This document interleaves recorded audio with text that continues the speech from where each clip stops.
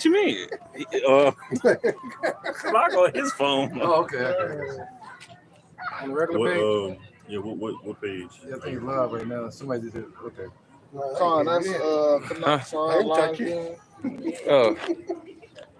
Yeah, let's see if we got sound on there. You on the main page, right? The main page. Somebody probably could let us know on there. Let me see. Live chat, all messages are visible. Yeah, whatever the messages pop up, if you see anything, you know what I mean, let me know.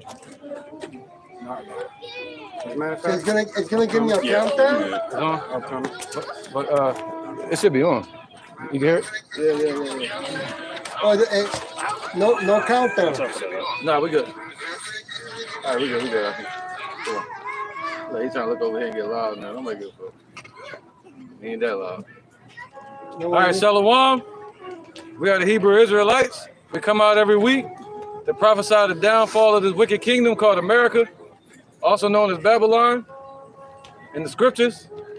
All right, but before that, we want to give honor to our Creator, Yahweh, and His Son, Yahweh Shai. All right, in the Paleo Hebrew, and honor to our elders.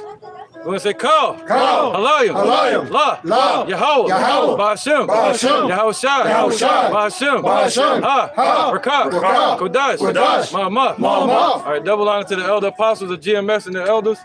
And shalom to you, Akim and Akwatim and children that believe in sincerity and truth. And guess what? I got another idea. We can go by the water. So just walk with us real quick, man. We can get away from this music. All right, we're going to get started, man. We live, so we can just carry it over there. Just kind of give them a view while we're walking, I guess. You know what I'm saying? I got you. Yep. Yeah, just walk with me, man. Walk with us real quick. Walk with us. Yeah, get a view of Jacksonville. How about that? There you go. Look around at everybody. Yeah, look at Esau. Y'all see Esau? Behind there you go. There you go. Look at him. he look cross-eyed. Yeah. Bald-headed eagle. All right, we're going to go over here, man. We can get away from that loud-ass noise. Pick the right bird, too.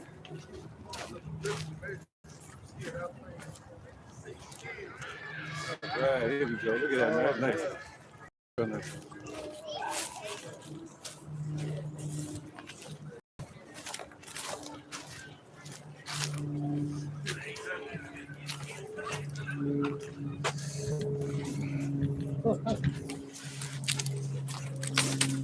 Oh, yeah, there we go. Oh, this is better. Way better. Much better.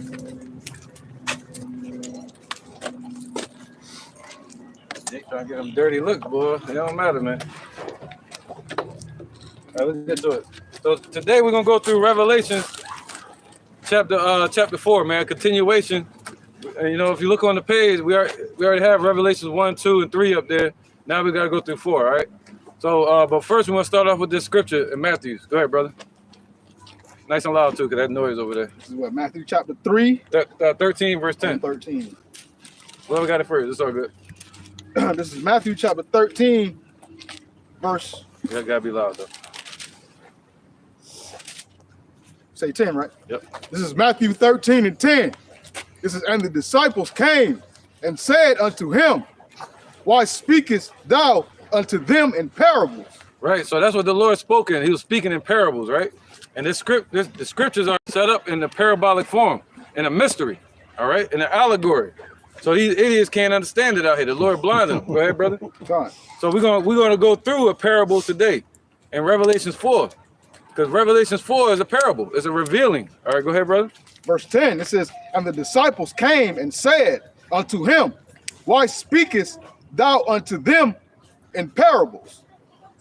He answered and said unto them, because it is given unto you to know the mysteries of the kingdom of heaven. Right. So now Revelation 4, that represents one of the seals that were broken by Yahweh when he went up to the heavens. Somebody get Revelations 1 and 1 real quick. Because he said, what is given unto who? The elect to know. This is the book of Revelations, chapter 1 and 1. The revelations of Yahweh Shai Mashiach, which Yahweh gave unto him to show unto his servants the things which must shortly come to pass. You see that? So these are revelations, all right? Those go into the parables as well. But these are revelations that were given to Yahweh Shai from Yahweh, all right? But Revelation chapter 4 John the Revelator, he saw a ceremony. He saw the elect getting delivered in the kingdom. All right, we're going to get into it. Keep reading, brother.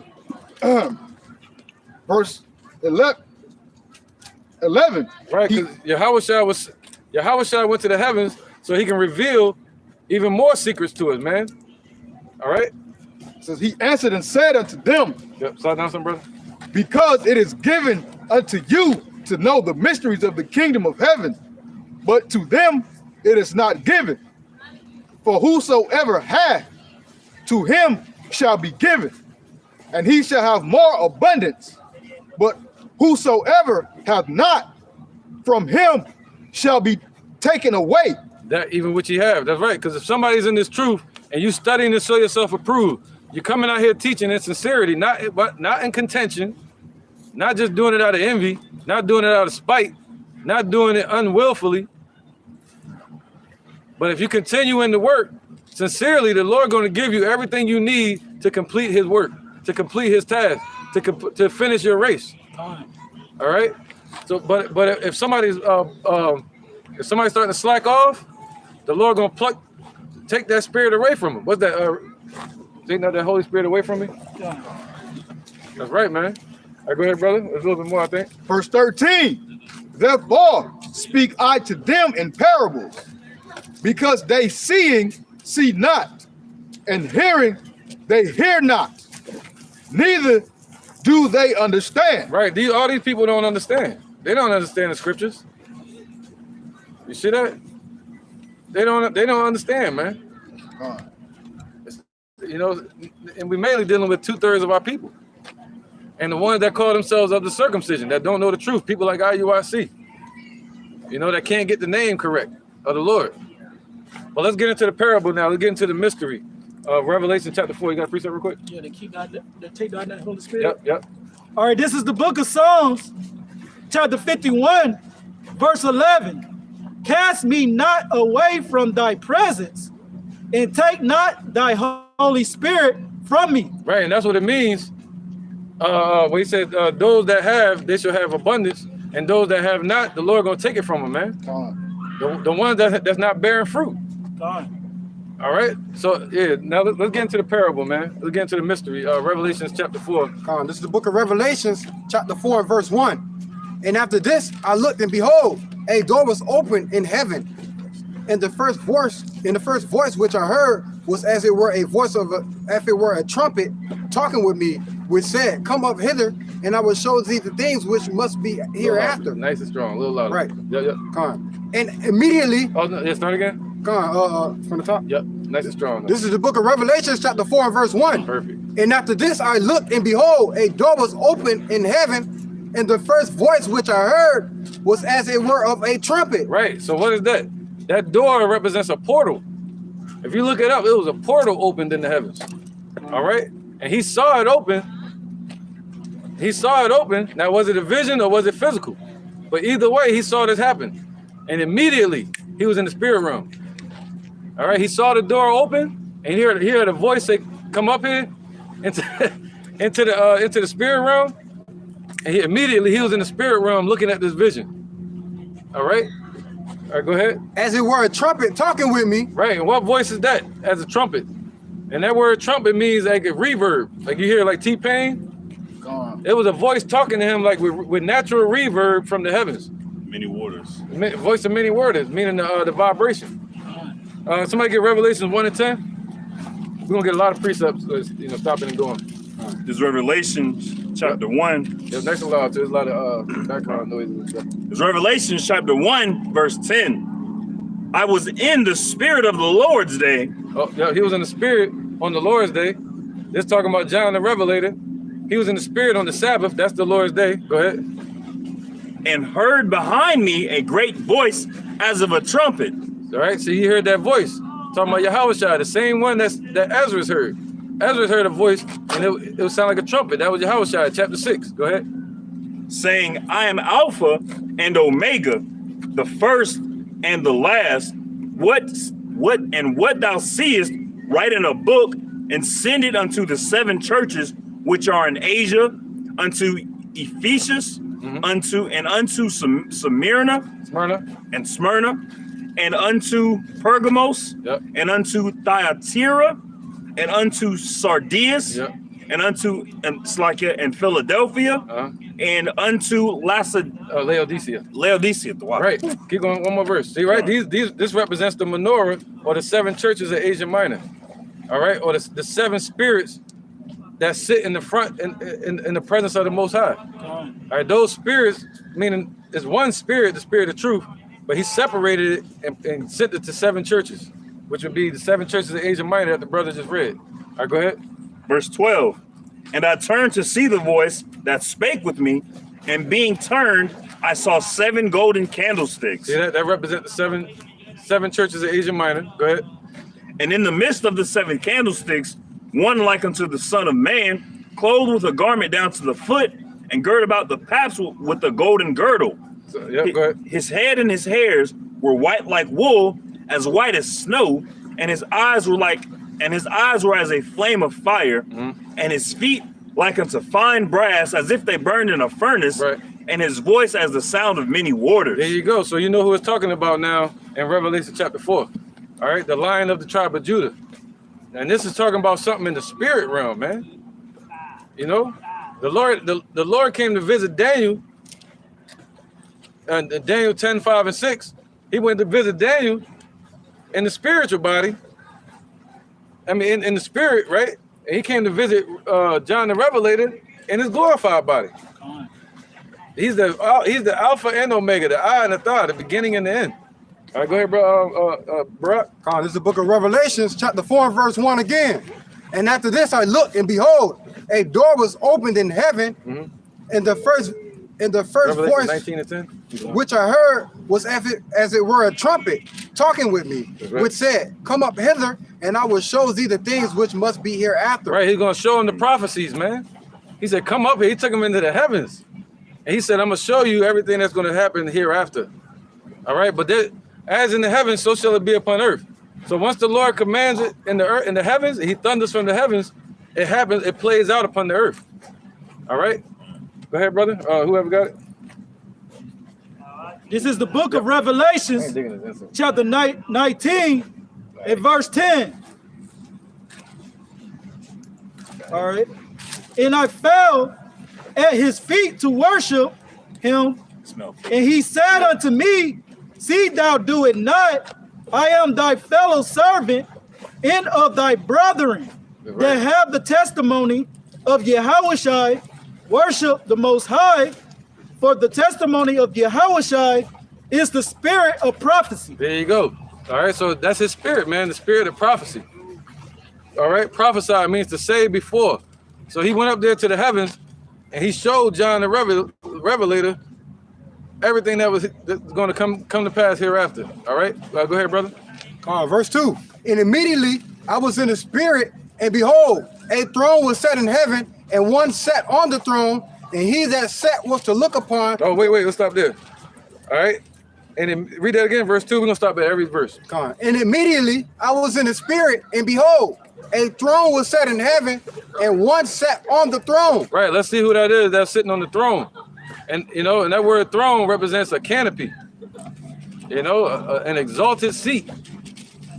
All right, that the Father's sitting on. Let's get Sirach 1 and 8 real quick. Get my phone too, in case we gotta get some stuff. Yep, Sirach 1 and 8, and then 2 Samuel 2 and 11. This is Sirach chapter 1, verse 8. There is one wise and greatly to be feared, the Lord sitting upon his throne. Right, that's Yahweh right there. He's one that's wise and greatly to be feared, man. You know, even the angels tremble in his presence. And he's the one sitting on that throne. Read that again, Babakasha. This is Sirach chapter 1, verse 8. There is one wise and greatly to be feared, the Lord sitting upon his throne. Anything on it? That's it. Yeah, that's right. All right, the Lord is sitting upon his throne. He's the one that's greatly to be feared, not Esau. All right, he's the one on the throne, man, ruling from the heavens. in the earth. All right. 2 Samuel 2 and 11. 2 Samuel chapter 2, verse 11. Right. And They say, give it to whosoever he will. Things in Daniel. and the time that David was king in Hebron over the house of Judah, Yeah, all the way to 14. was 7 years and 6 months. And Abner, the son of Ner, Right. King David ruled 1101 BC. All right. All the way to what is that? 931 BC. All right, go ahead. verse 12, and Abner, the son of Ner, and the servants of Ishbosheth, the son of Saul, went out from Mahanaim to Gibeon. Verse 13, and Joab, the son of Zeruiah, You can skip it. You can skip it. Zeruiah, and the servants of David went out and met together by the pool of Gibeon, and they sat down, the one on the one side of the pool, and the other on the other side of the pool. Right. 2 Samuel 22 and 11. 22. Okay. 22. 22. Oh, okay. So like the other said 2. Oh, good. Whoever get it first. 22. It's like 2 Samuel chapter 22, verse 11. And he rode upon a cherub and did fly. Right. Now, what's a cherub? The cherub are the chariots, all right? What the so-called Caucasian race calls UFOs today. But he said he rode upon a chariot, a cherub. That's what he chose to fly around on. All right, and he did fly, man. Go ahead. And he rode upon a cherub and did fly, and he was seen upon the wings of the wind. And he made darkness pavilions around about him, dark waters and thick clouds of the skies. There you go, man. So right out there, when you see what we call space, that darkness out there, he made that his curtain to blind everybody. He's hiding right behind that. What they call it, dark matter? Yeah, dark matter. Yeah, yep. You know, the water Shemayim. All right, so he made that his pavilion. And you look up the word pavilion, it's just a thicket. All right, like you see a lion sitting in a thicket, a bush, and they watching you from there. That's what the Lord doing. He watching through the pavilion, through the thicket. All right, a lion coming out of his thicket. All right, go ahead, all the way to 14. Come on. Verse 13 of 2 Samuel chapter 22. Through the brightness before him were coals of fire kindled. Right, so we're giving a description of the Most High now, man, and his son Yahushua. So when he moves out there in the heavens, that's why I say the elements melt and the sky flees before him. It runs out of his way. Go ahead. So he's melting elements before him. Verse 14. The Lord thundered from heaven, and the Most High uttered his voice. And he sent out arrows and scattered them, lightning and discomforted them. Right, so when he thunders, that's when he sends the action upon earth. First, he thunders from the heavens, meaning his voice, and he talking, right? And he's giving out the commands and the judgments consistently. That's what that means, meaning he's continually giving out judgments. He's thundering in the heavens right now. But we can't hear it because, well, the people can't hear it with these natural bodies. But he gave us an ear to hear the spirit, man. What's up? It'll be right there on your elbow. It might be on you. There you go. It's going on. All right. So the Lord gave us ears to hear and eyes to see. All right, go ahead, brother. Verse 16. And the channels of the sea appeared. The foundations of the world were discovered at the rebuking of the Lord, at the blast of the breath of his nostrils. Right, so that's that thundering. All right, so we're speaking about Yahweh and his son Yahushua. He got that same type of power. All right, so he's thundering when he speaks. And things get to moving and creating and being destroyed upon this earth. All right, let's get back to the mystery. Come on. This is the book of Revelations, chapter 4, and verse 4. Maybe 2. 2. Yeah. And immediately I was in the spirit, and behold, a throne was set in heaven, and one sat on the throne. And he that sat was to look upon, he that sat was to look upon like a jasper and a sardine stone. Right. If you look up jasper and sardine, they're both chocolate stones, man. All right, they're chocolate, shiny stones. All right, that's what jasper and sardine stone are. They're shiny and they're brown, dark brown. Go ahead, Doc. And there was a rainbow round about the throne. But the Lord, so the Lord got a rainbow. What it say round about? It means like an arc over the throne. All right, so he got an arc over his throne. Okay, but what color is it? Go ahead. In sight like unto emerald. All right, so the Lord, the Most High, Yahweh, he got an arc over his throne like a rainbow, but it looked like emerald, like Emerald City. All right, what's that, like a greenish? Go Go ahead, Doc. Verse 4. So he's describing the Most High, his image. And round about the throne were 24 seats, and upon the seats I saw 24 elders sitting, clothed in right raiment. Right, so they were clothed. And read that again, a little clear. Come on, this is the book of Revelations 4:4. And round about the throne were 24 seats, and upon the seats I saw 24 elders sitting, clothed in white raiment. All right, let's stop there real quick. We're gonna go back to that verse in a minute, but let's deal with verse 3. Let's get Ezekiel chapter 1. All right, verse 25. Yeah. All right, because in them elders that they're talking about there, it really not supposed to say elders, it's supposed to say rulers. All right, 420 rulers. Yo, what's up? What's that? Oh, okay. All right, go ahead, brother. Who got it? Ezekiel 1. Yeah, Ezekiel 1:25. Yeah, whoever get it first. This is Ezekiel chapter 1, verse 25. And there was a voice from the firmament. Right. So So Ezekiel saw this vision, and he heard the same voice from the firmament. What's the firmament? What these sheeple call the ozone layer. That's really the firmament, according to the scriptures. The Lord put that there to separate the waters from the waters. All right, that's a separation, and that's where we get this color, the color blue from. The sky is not even blue. All right, it's called I forgot what it's called. Something scattering. It's called light scattering. All right, the sun sends out white light, and you get like green, red, and blue, and the main color that spreads is what? Blue. Like a prism. Like a prism. Yeah, or a spectrum. Spectrum. All right, no, you're right. Actually, a prism. Oh, right. prism. A prism is the firmament. And it splits the light into different a spectrum. My man, you see that? So the Most High controlling everything, man. Let me see you try not to see the color blue. Go ahead, brother. And there was a voice from the firmament. From the firmament, way up there. You heard a voice from up there. Go ahead. That was over their heads when they stood. Right, when they stood up, go ahead. When the angels stood up and their chariots lifted up off the ground. And had let down their wings. Right, so they told they brought the chariots down. Go ahead. It says, and above the firmament that was over their head was the likeness of a throne. Right, you got to imagine that. They was all sitting down, their chariots was in the sky, and then when the Most High spake, they all stood up. It was like this, and told their chariots to come down. Go ahead. It says, as the appearance of sapphire. Right, he said, oh no, you got to read that part again, the throne part. Okay. It says, and above the firmament that was over their heads was the likeness of a throne. There you go. There go that word throne again.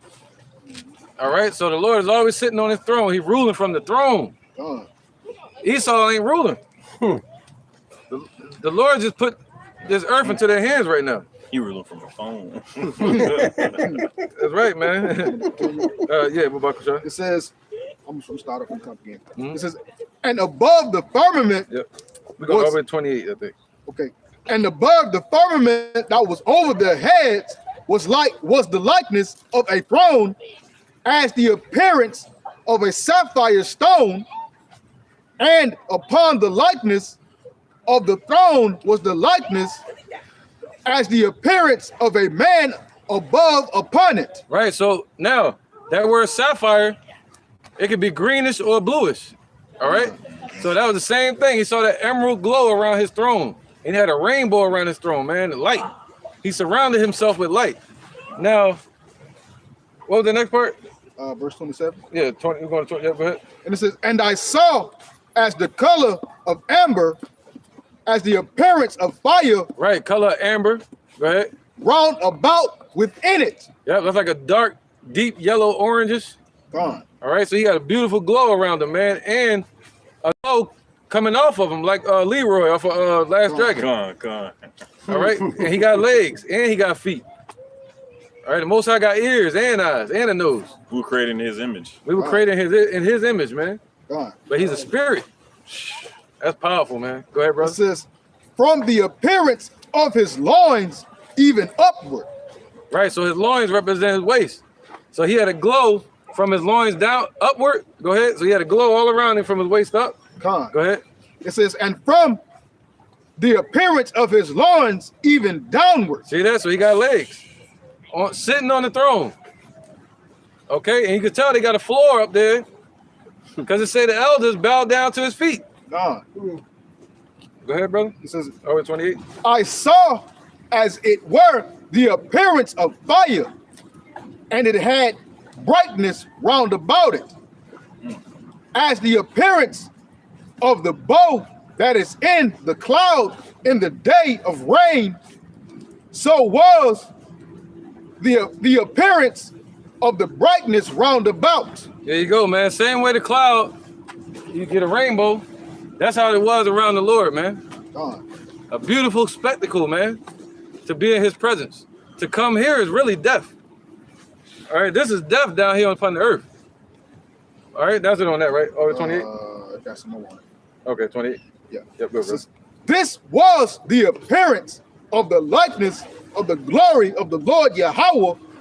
And when I saw it, I fell upon my face, and I heard a voice of one that spake. That's right, man. All right, go ahead, go back to that now. Wait, no, let's get to these precepts real quick. Daniel 7 and 9. All right, 7 and 9. Yep. Oh, no, you got something else, right? Let's get that real quick.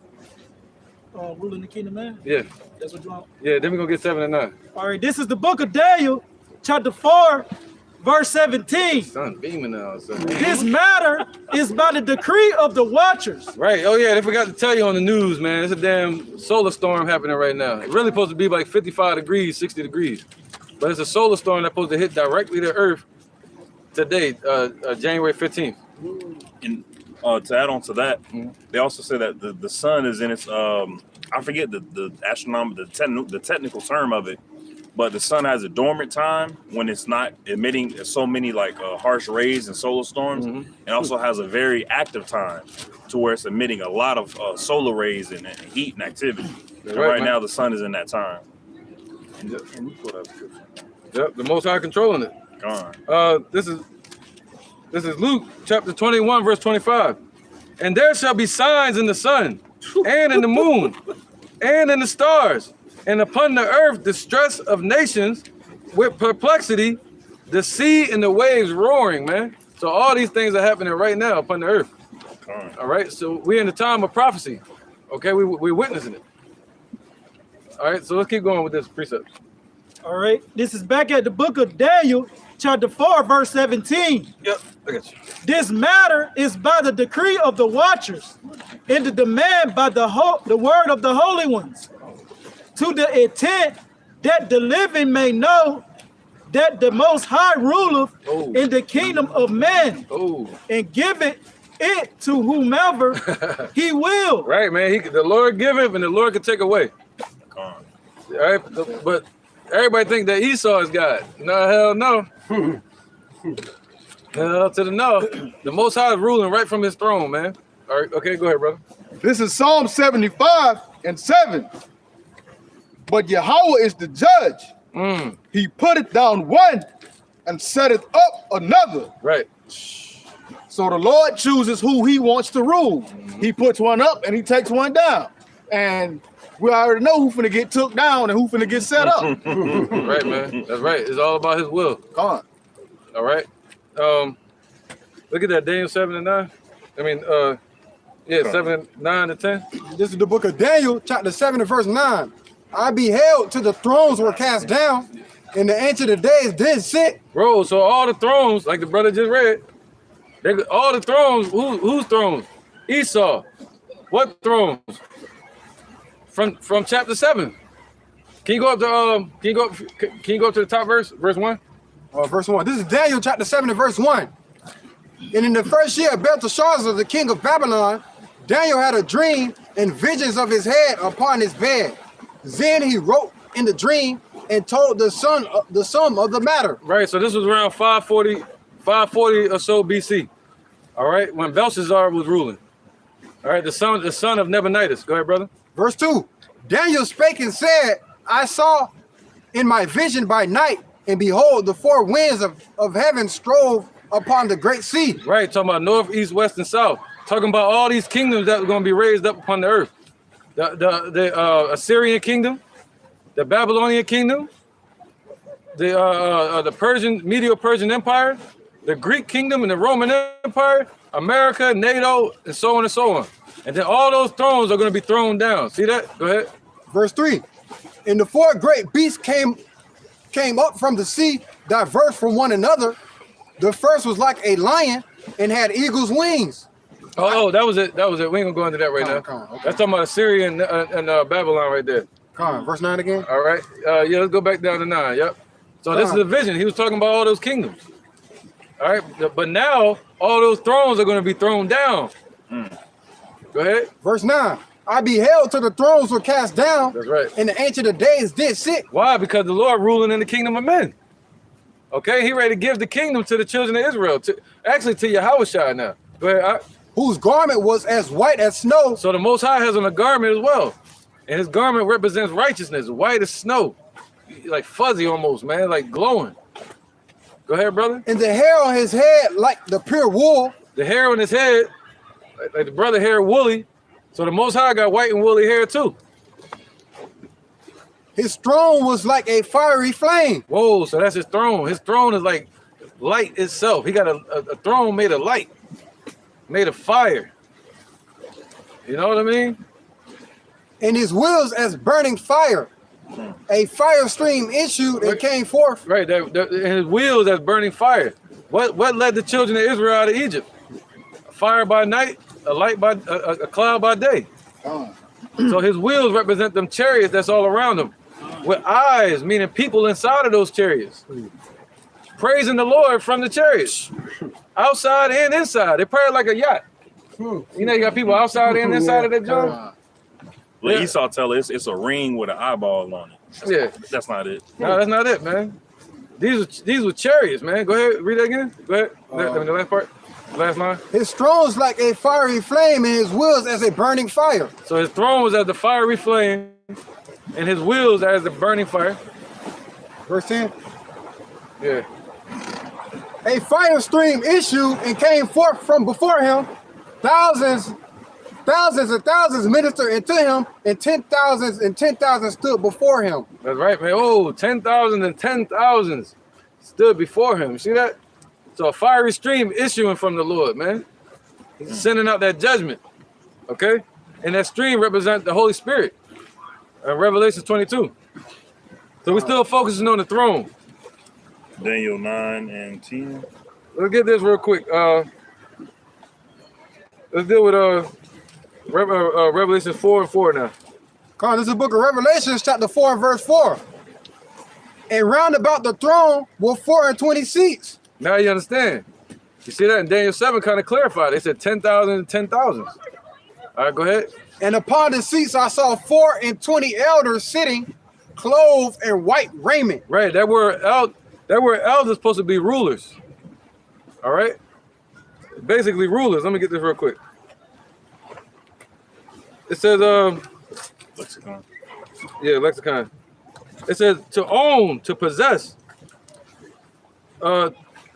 Used of those joined to anyone by a bond of natural blood or marriage or friendship or duty of the law, attendance and companionship.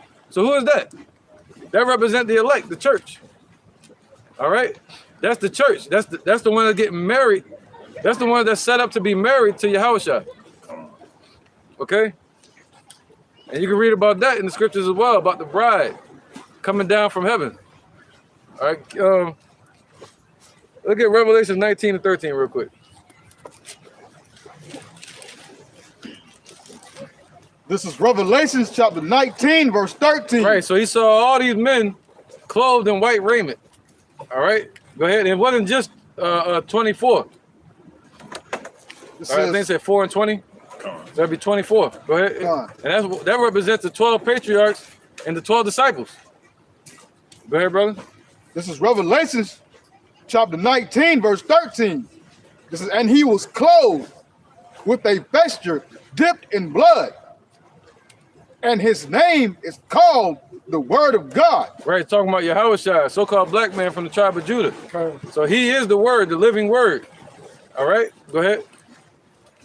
And the armies which were in heaven followed him. Right, so there's armies out there in the heavens.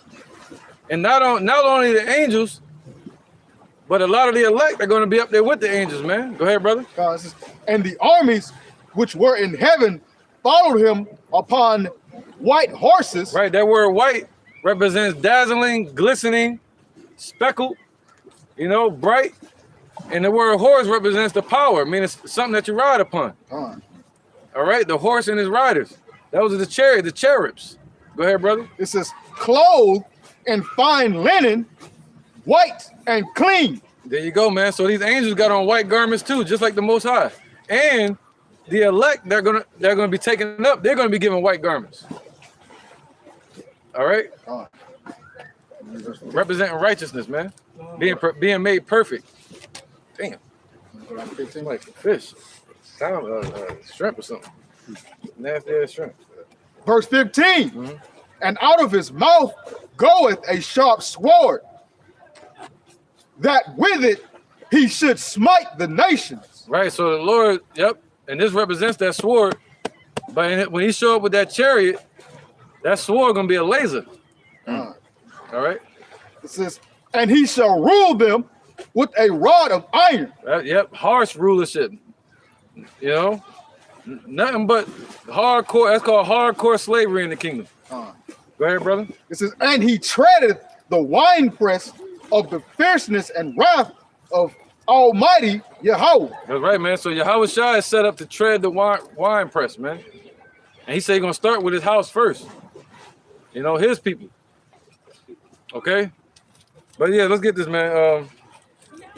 John 15 and 15. All the way to 16.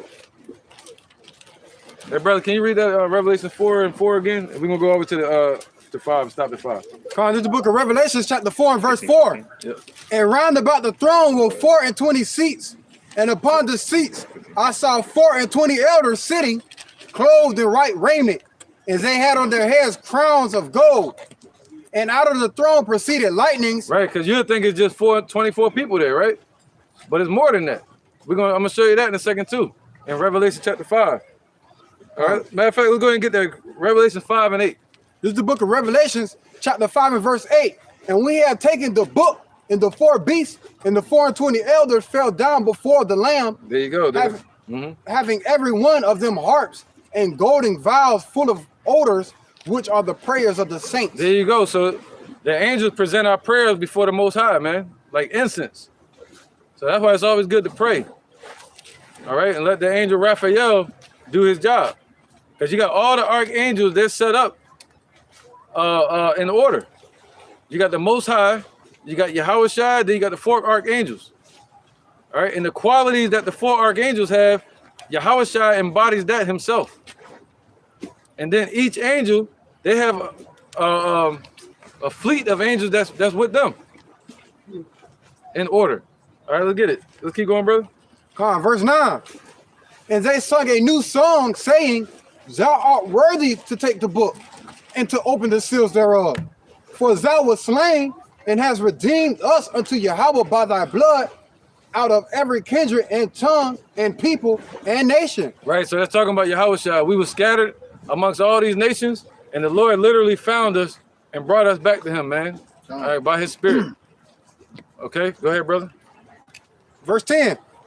And has made us unto Yahweh kings and priests. Right, so he made us, he created us now to be what? Priests, and in the kingdom we're going to be kings. All right? And we shall reign on the earth. Right, and that's going to happen. You got all these scientists talking about the earth going to be destroyed. But the Lord said the earth going to continue forever. It's just gonna be different rulerships on the earth. Yeah, the kingdom gonna be destroyed. That's right. And all the thrones gonna be cast down.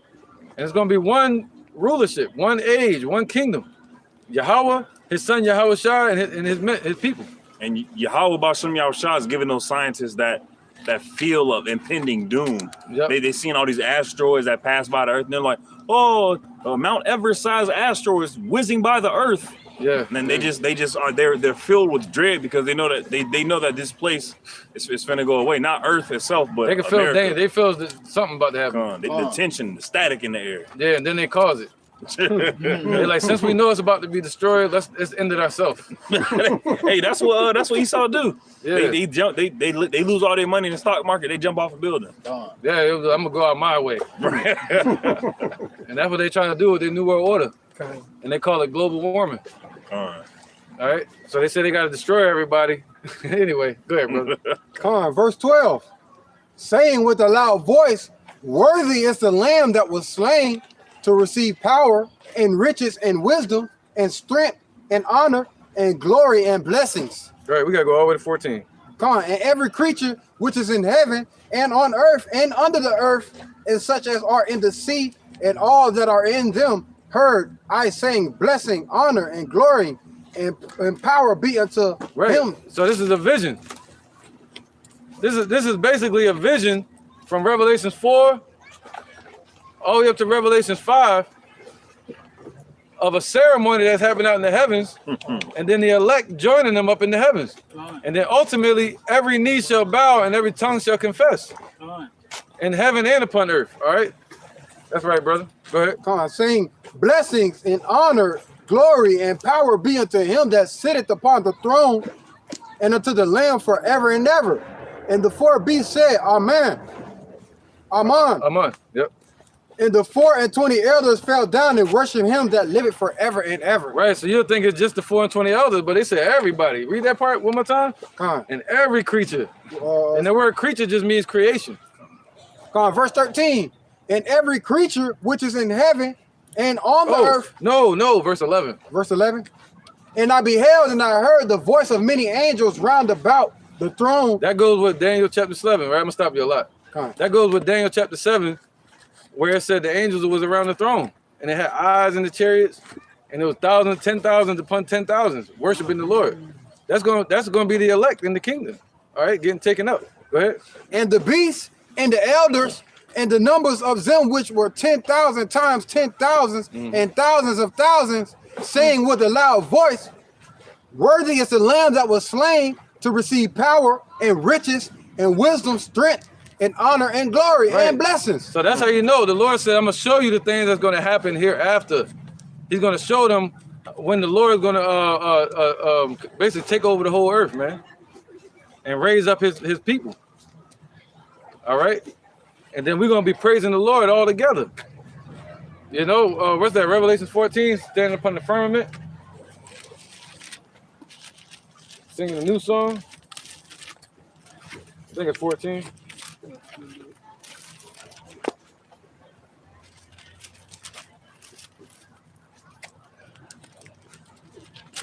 So Revelation 14. You want me to get it? Yeah. All right, this is the book of Revelations, chapter 14. I'm going to start at verse 1. And I looked, and lo, a lamb stood on the Mount Zion, and with him 144,000. There you go, man. So the Lord, he said, once Yahweh Shah shows up, the elect are going to forever be with Yahweh Shah, man. And we're going to be, he said, John said it. You know, he said, what does the scripture say, man? He said, basically the righteous shall see the Most High. The peacemakers, blessed are the peacemakers. All right, because they shall see God.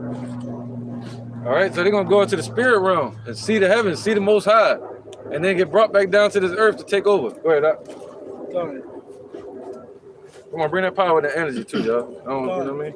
All right, I'm going to start at the top again. Yeah. This is the book of Revelations, chapter 14, verse 1. Let's get it. And I looked, and lo, a lamb stood on the Mount Zion with him 144,000, having his father's name written in their foreheads. Yep. And I heard a voice from heaven as the voice of many waters, and as the voice of a great multitude. There you go. There go that voice again. Go ahead. And I heard the voice of harpers harping with their harps.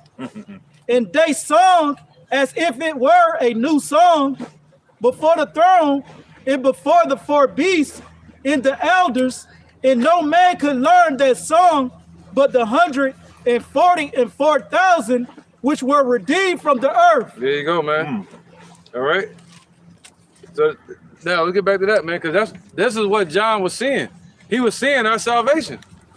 He was seeing all the at the end of everything, when all the thrones get cast down, as we read in Daniel chapter 7. He was seeing the end result of that. Everybody in heaven and in earth are going to be worshiping the Lord. Right, chapter 5 and verse 4, or chapter 4. I Chapter think 5 it and was 9. And they sang five. a new song. Yep. That's verse 9. Where you at? Chapter 5 and verse 9. I'm on 8. I'm tripping. Okay, go ahead, brother. Come on, this is Right, we just read that in Revelation 14. Come on. Go ahead, man. It's coming together, ain't it? Go ahead. Verse 9. Revelation chapter 5 and verse 9. As they sung a new song, saying, Thou art worthy to take the book and to open the seals thereof. For thou was slain and has redeemed us unto Yahweh by thy blood. There you go, man. All right, he has redeemed us. See, that's an end result thing right there. That didn't happen yet. The Lord is in the process of redeeming us right now. All right, once we get taken to the Father, and he gives up the church to the Most High. We're going to say that, the hopeful elect. We're going to say, you have redeemed us. You did it. All right, and made us kings and priests in the earth. Okay, so this is a future prophecy. Go ahead, brother. Wait, get something. Go ahead. This is Matthew chapter 5, verse 9. Yep. Verse 8. Blessed are the pure in heart, for they shall see Yahweh. Blessed are the peacemakers, for they shall be called the children of Yahweh. Right, man. Blessed are the pure in heart. All right, you gotta be teaching the pure truth in your mind. You know, it gotta be in your mind, your love. The pure in the spirit. Okay, teaching the word pure just means clear, clarity, plain. Teaching the plain truth. All right, he said what? They shall see the Most High. And he said the rest is gonna be what? Called the children of the Most High. They're gonna be called what? Yasha'Allah. Sons of God. All right, rulers. Let's get back to this parable. All right, because a lot of people think it's just 24 up there. That's it. Now this is a future prophecy. That's we in the process of this happening right now. All right, so this is happening out in the heavens, man. 4 and 4. Yeah, yep, that's what we're doing. This is the book of Revelation, chapter 4 and verse 4. And round about the throne were 24 seats, and upon the seats I saw 24 elders sitting, clothed in white raiment. Right, it make more sense now, right? Go ahead. And they had on their heads crowns of gold. Oh, whoa. They had on their head crowns of gold. And that word elders not supposed to be elders right there. It's supposed to say like rulers. All right? And we're all going to be rulers.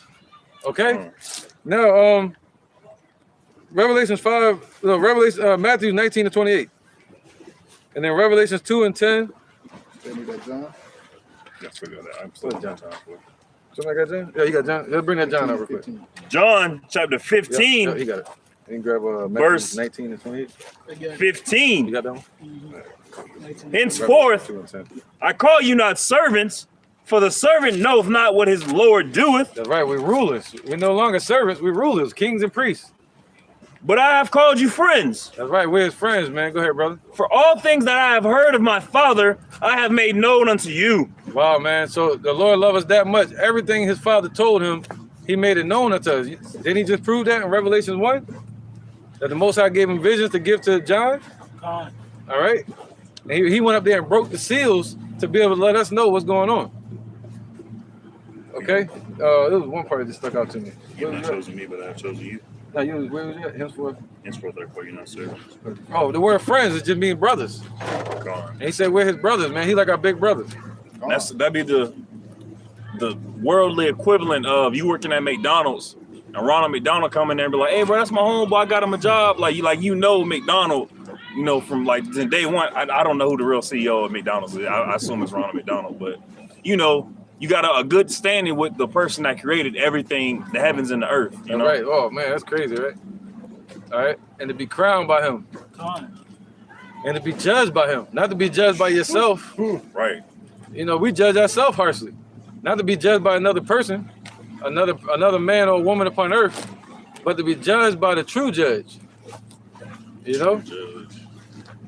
All right. Let's get that. Next one's a call for Baba Shah. Is it Matthew? Oh, they got him yet. Whoever got it. The Revelation, Matthew's first. All right, this is the book of St. Matthew, chapter 19 and 28, right? Yep. Chapter 19, verse 28. And Yahushua said unto them, verily I say unto you, that ye which have followed me in the regeneration, when the Son of Man shall sit in the throne of his glory, ye also shall sit upon 12 thrones. There you go. Judging the 12 tribes of Israel. There you go, man. All right. So those are the ones he was talking about in that vision in Revelation 4. He said the ones that followed him back then, he looked them in the face and said, hey, when you get regenerated on this earth, we've been regenerated, meaning reignited or put into the flesh, basically like reincarnation. All right. And set up to be delivered, hopefully. You know? And then taken into the kingdom to rule upon thrones. That's why he said they were rulers. All right, go ahead. He said they're going to sit upon thrones, judging the 12 tribes of Israel. That's what the Lord said, we're going to judge angels. You know? You went all the way to 30? Oh, no, that was it, I think. Yeah, Baba Shah, go ahead. This is Revelation chapter 2, verse 10. All the way to 14. It says, fear none of those things which thou shalt suffer. Right, we don't fear Esau. We don't fear these threats that Biden making. The Supreme Court, we don't fear none of that. Even if we do fear, you better check it with the scriptures. We comfort each other with the scriptures, man. I just heard that when you said the Supreme Court. Yeah. Supreme Court. Yeah, they ain't supreme. Right, they ain't supreme. And actually ain't even a court at all. It's actually operating under de facto. It doesn't exist until the human body walks in there. It doesn't even exist. All right. So damn they courts, man. And they have some deranged ass Edomite sitting on the judge's seat, banging the gavel to threaten you. You got to say your honor to her or him. Or him. To her or him.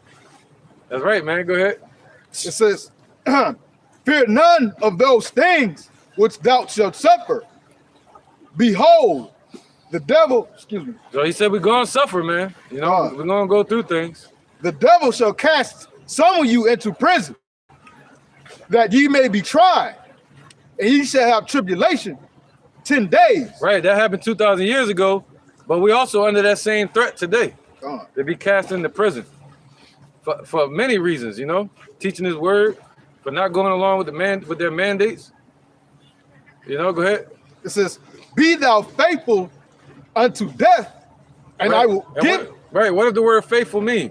It means to be easily persuaded. All right, so be easily persuaded to turn to the Most High when he says so, or to do his work. Okay, go ahead. It says, be thou faithful unto death, and I will give thee a crown of life. There you go, man. And he's going to give us a crown of life. That's that crown. All right, he said what? Upon each one of their heads were crowns. These rulers, okay? They're going to get a crown, meaning what? The new bodies, the white garments. He said white garments is the righteousness of the saints, or something like that. Anybody know what is that, Revelation?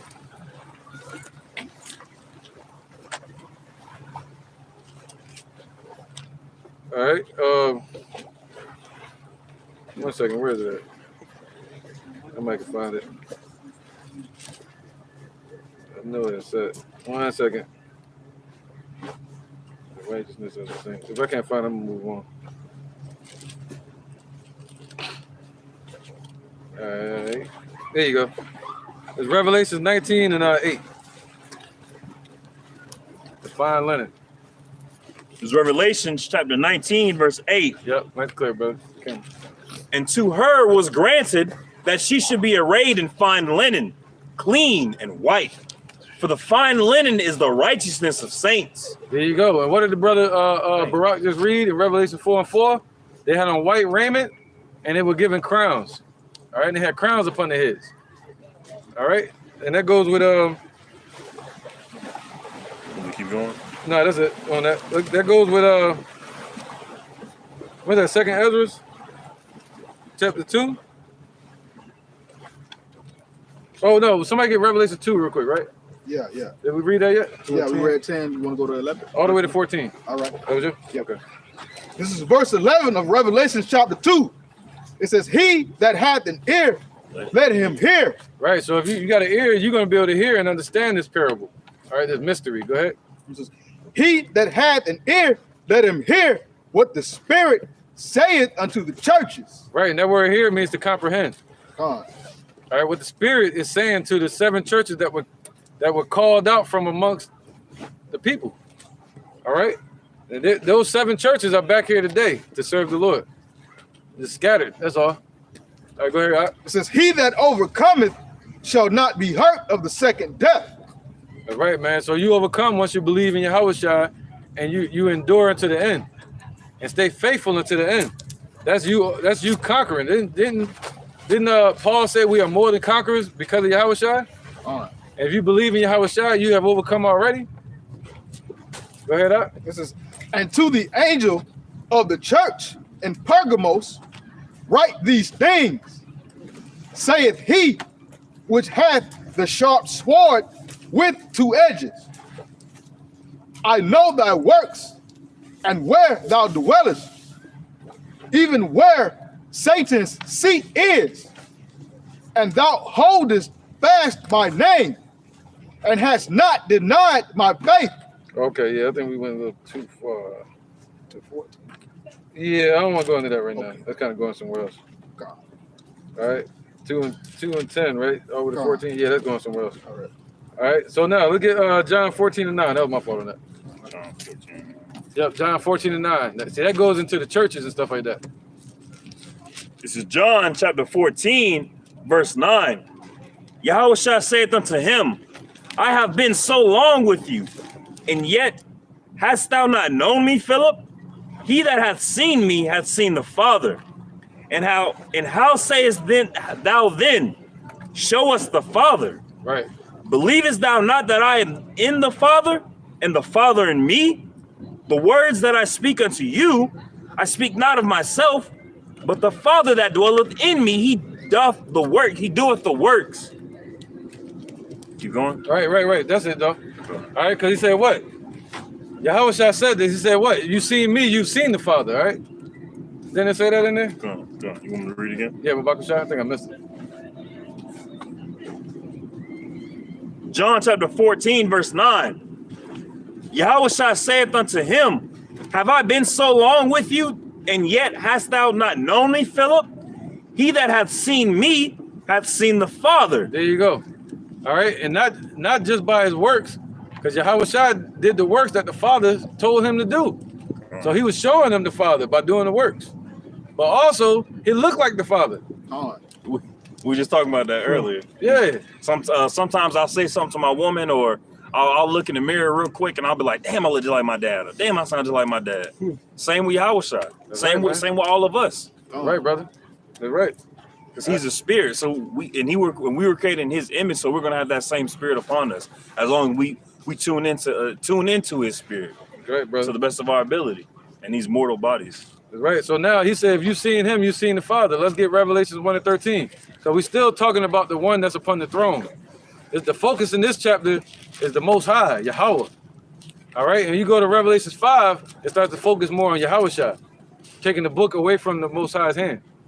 It's Revelations chapter 1, verse 13. Right.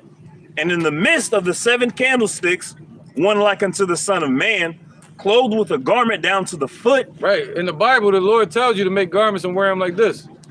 All right. So Yahushua got a garment down to the foot. All right. So your garment not supposed to come to your waist. We supposed to be following in the footsteps of Yahushua. He showed us the way to do it. Your garment should at least come past your knees. All right. So he had a garment down to the foot. And girt about the paps with a golden girdle.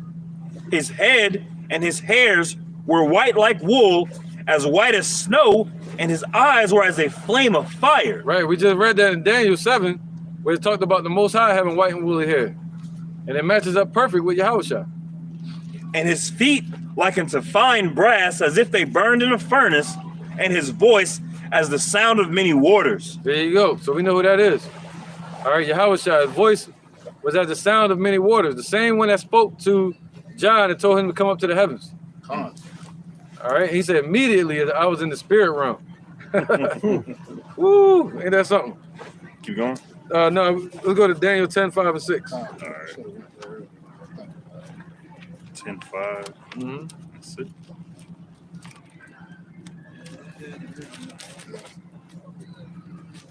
Yeah, Daniel 10, I got it.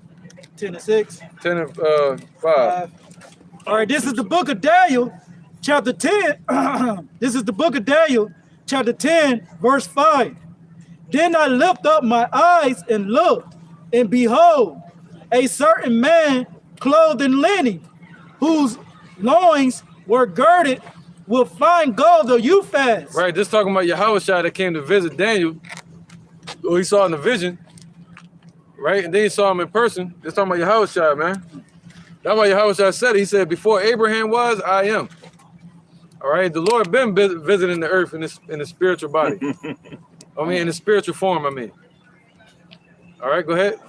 His body also was like the beryl. So the body represents the covering of the body, which would be his garment. So his garment was what? Sapphire. All right, like a greenish, almost like the color of the Lord Most High throne, like emerald.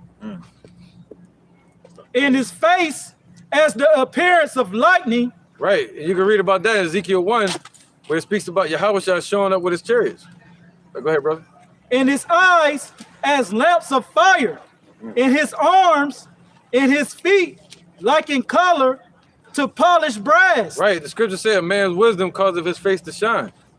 All right, and the Lord's wisdom is so bright that his face is glowing. Just like Moses' face was glowing. All right, go ahead. So he said what? Go ahead, you keep going.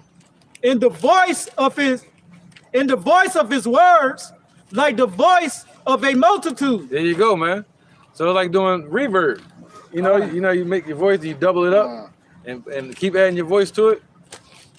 All right, that's how loud. That's how Yahushua sounds, man. We can't even imagine that. All right, so let's keep it going, man. I got a precept just to back up that. Good. This is Matthew chapter 28, verse 2. And behold, there was a great earthquake, for the angel of the Lord descended from heaven and came and rolled back the stone from the door and sat upon it. This is the angel of the Lord coming down from when Yahushua was crucified and his body was put in the tomb. And this is mainly about the appearance of his face. His countenance was like lightning, and his raiment as white as snow. And for fear of him, the keepers did shake and became as dead men. So those heavenly individuals have that fiery or that lightning like countenance, that lightning like face upon them, and we're gonna have that same. That's in Ezekiel where it said they look terrible. Terrible. You know, some people take that as saying they look ugly. Like right? terrible. No, terrible means like astounding, like whoa. Yeah, like it's called you can look it up. It's called the terrible crystal. You know, it's something about it where it's real bright and it blinds the eye. That's what they mean like that. And hey, and if they came from Yahweh, the eyes of Yahweh, the eyes of Yahweh are brighter, 10 times brighter than the sun. So if I can't even look at the sun, but if it's 10,000 times brighter than that, you're gonna have to shun away. You're gonna have to bow down immediately. Yeah, he got to give us eyes to be able to see him. Right. And he's gonna be so glorified, man, when he show up. You know, to be able to see him up close and look at him, really look at him. He said we're gonna lay our eyes on him. Like, look at him. He's gonna sing to us. He's gonna judge us. He's gonna praise us, give us honor. Like, yeah, man. You know, not like praise. You know, somebody take that the wrong damn way. Yeah. You know, like you give praise to your child. Like, hey, good job. You know what I'm saying? Well done, my good and faithful servant. And that's all we want, man. We hear that. That's it. That's it. Hey, my picture on the refrigerator. That's all I want. That's it, man. We just want to hear that one time, man. Well done, my good and faithful servant. That means the job is over. Now it's time to rest. Other than that, we got to work. Con. All right, more on that? Nah, that's it. All right, so now, let's get, can you go back to 4 and 4 and go all the way to 5? And then we ended, we stop at 5 now? Come to the book of Revelations. And if you tired of reading the river, so I can pass it to somebody else. This is the book of Revelations, chapter 4 and verse 4.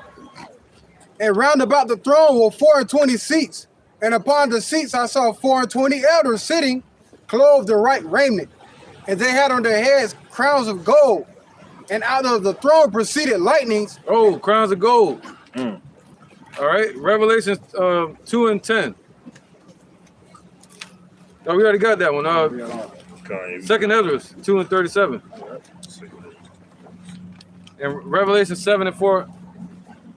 All right, Revelation 7 and 4. All the way to 17. Says Second Ezra 2 and 7. Huh? Second Ezra 7 and 4. Revelation. 7 and 4. Yeah, 4 to 17. I might do that one later. Second Ezra chapter 7, verse 4. But put the okay. Yeah. Okay. We'll say that one. Bye-bye. Sure. Okay, all right. Let's get that. Second Ezra 3. 2 and 3. 2 and 37. Oh, okay. Whoever get it out, just bring it. Whoever get it, just bring it out. This is Second Esdras chapter 2, verse 37. Oh, receive the gift that is given you, and be glad, giving thanks unto him that hath called you to the heavenly kingdom. Right. So this is a gift that the Lord gave us, man. It's truth. And what does the word gift coincide with? The gift coincides with mercy. Giving of something, even though we didn't deserve it.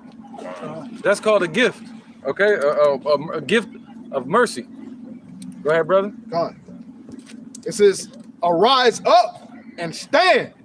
Behold, the number of those that be sealed in the feast of the Lord, which are departed from the shadow of the world, which have received glorious garments of the Lord Yahweh B'Hashem Yahushua. Right, the White same. garments. Them white garments again.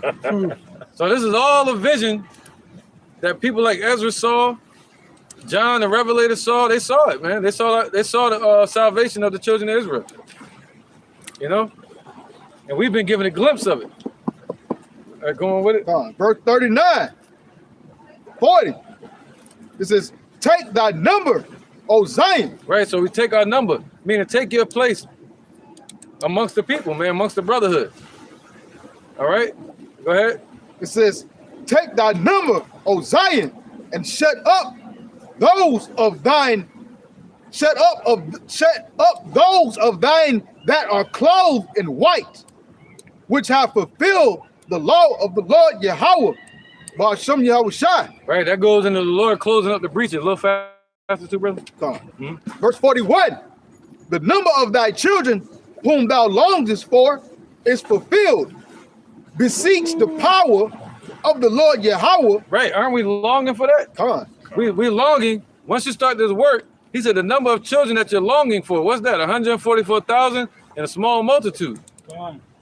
So we're longing for that. We're fighting. We're pushing for it. You know, he said, look. And someday we're gonna look, and the Lord gonna say, look what I've risen you up to do. Look at the field. Look at all the men standing up. That's why I look when I look at this camp. You know, go ahead, brother. Verse 41, the number of thy children whom thou longest for is fulfilled. That's gonna be fulfilled someday, man. Go ahead. God, beseech the power of the Lord Yahweh, that thy people which have been called from the beginning may be hallowed. There you go, man. So they're gonna be separated now.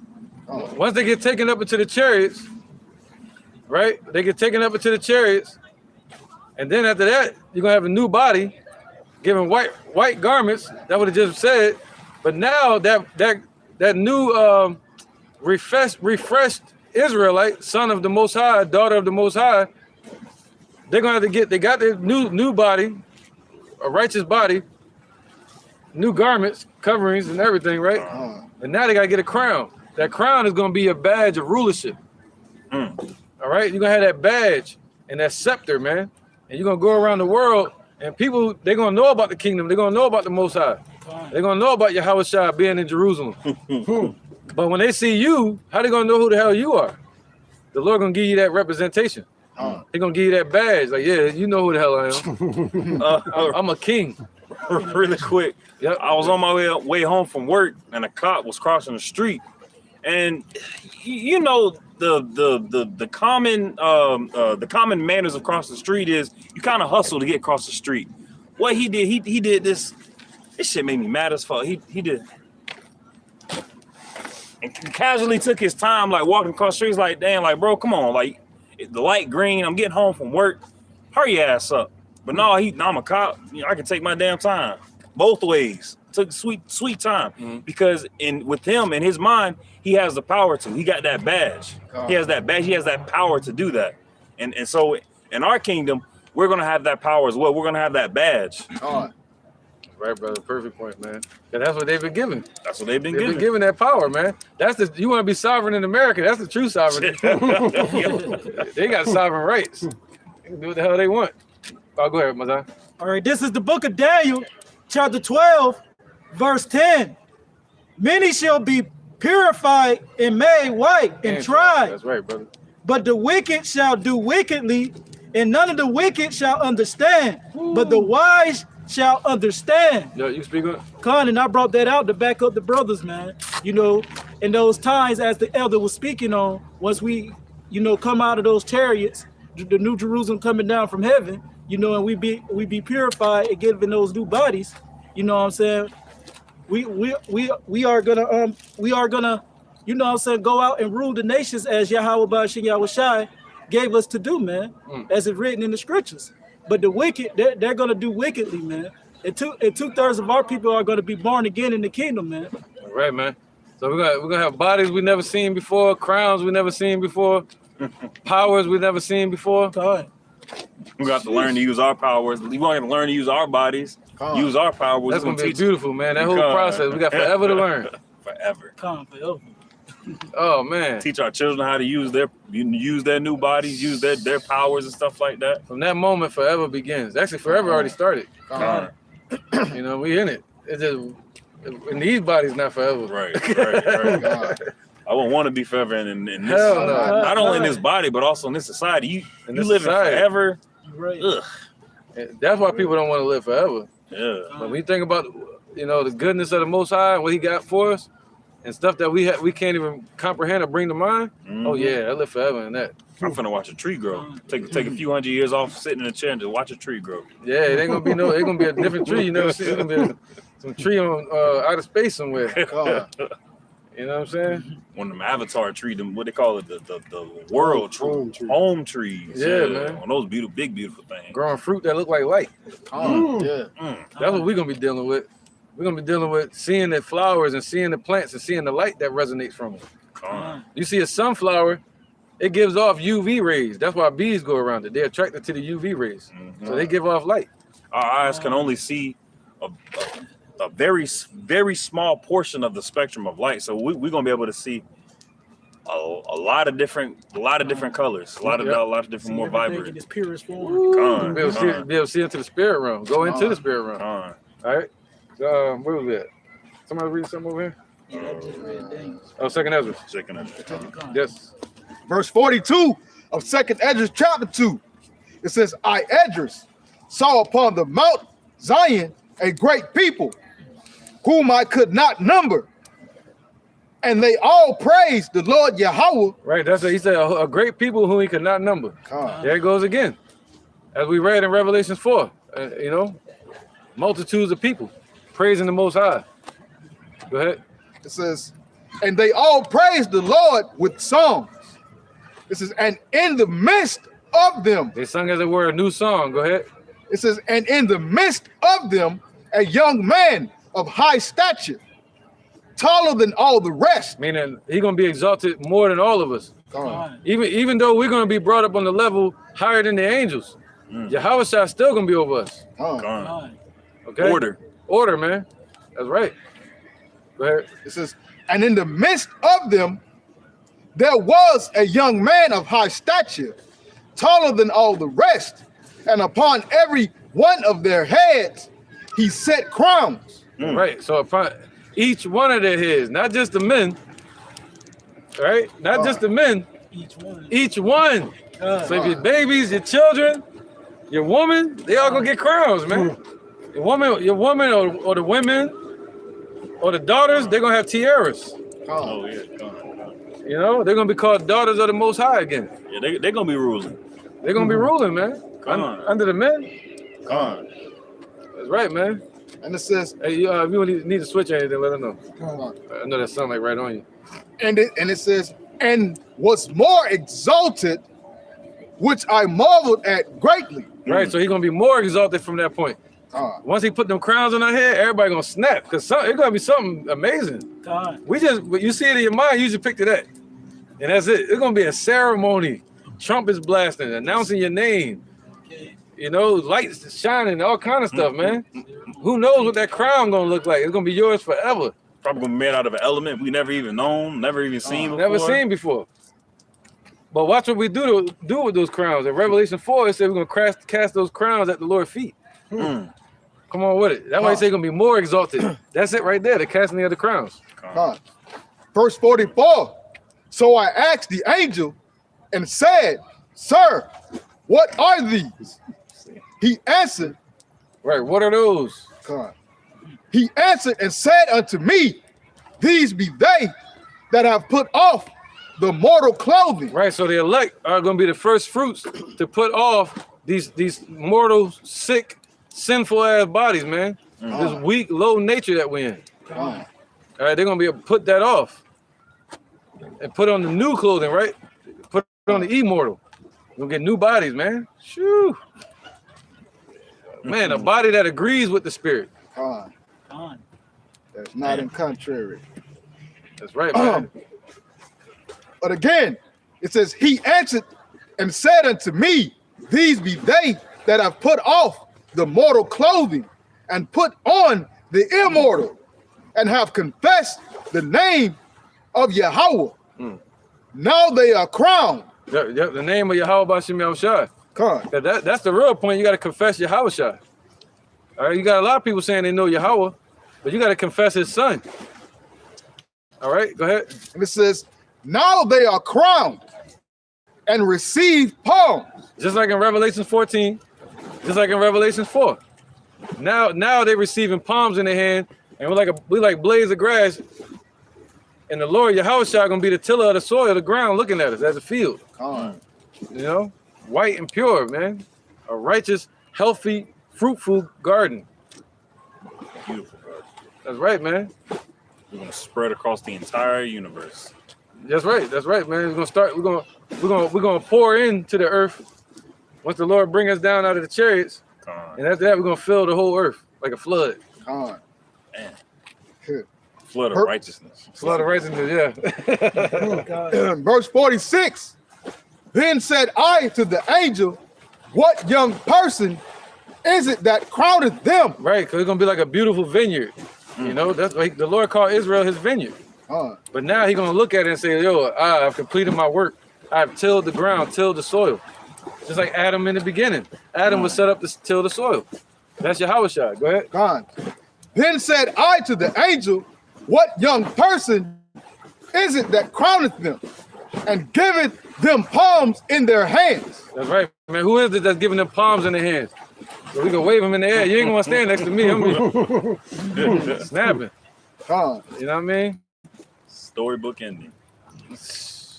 Man, yo. Living happily ever after. The end. No, the beginning. Giving palm leaves, man. I'm gonna go into a lesson on that. Focus on that, man. There's something humbling about that. Verse 47. Right, cause what's so lucky? That's probably the same ones that threw the palms down in front of Yahushua when he rode in on the donkey. Yeah. Yep, they threw him down in front of him. All right, bye-bye, Kashar. Go ahead, brother. Verse 47. So he answered and said unto me, It is the Son of Yahweh, whom they have confessed in the world. There you go. See, that's what it is. See that confession? That confession is dealing with Yahushua. All right, you got to confess him in the world. All right, so let's get back to Revelation. Let's get back to the river. Revelation 4 and 5, right?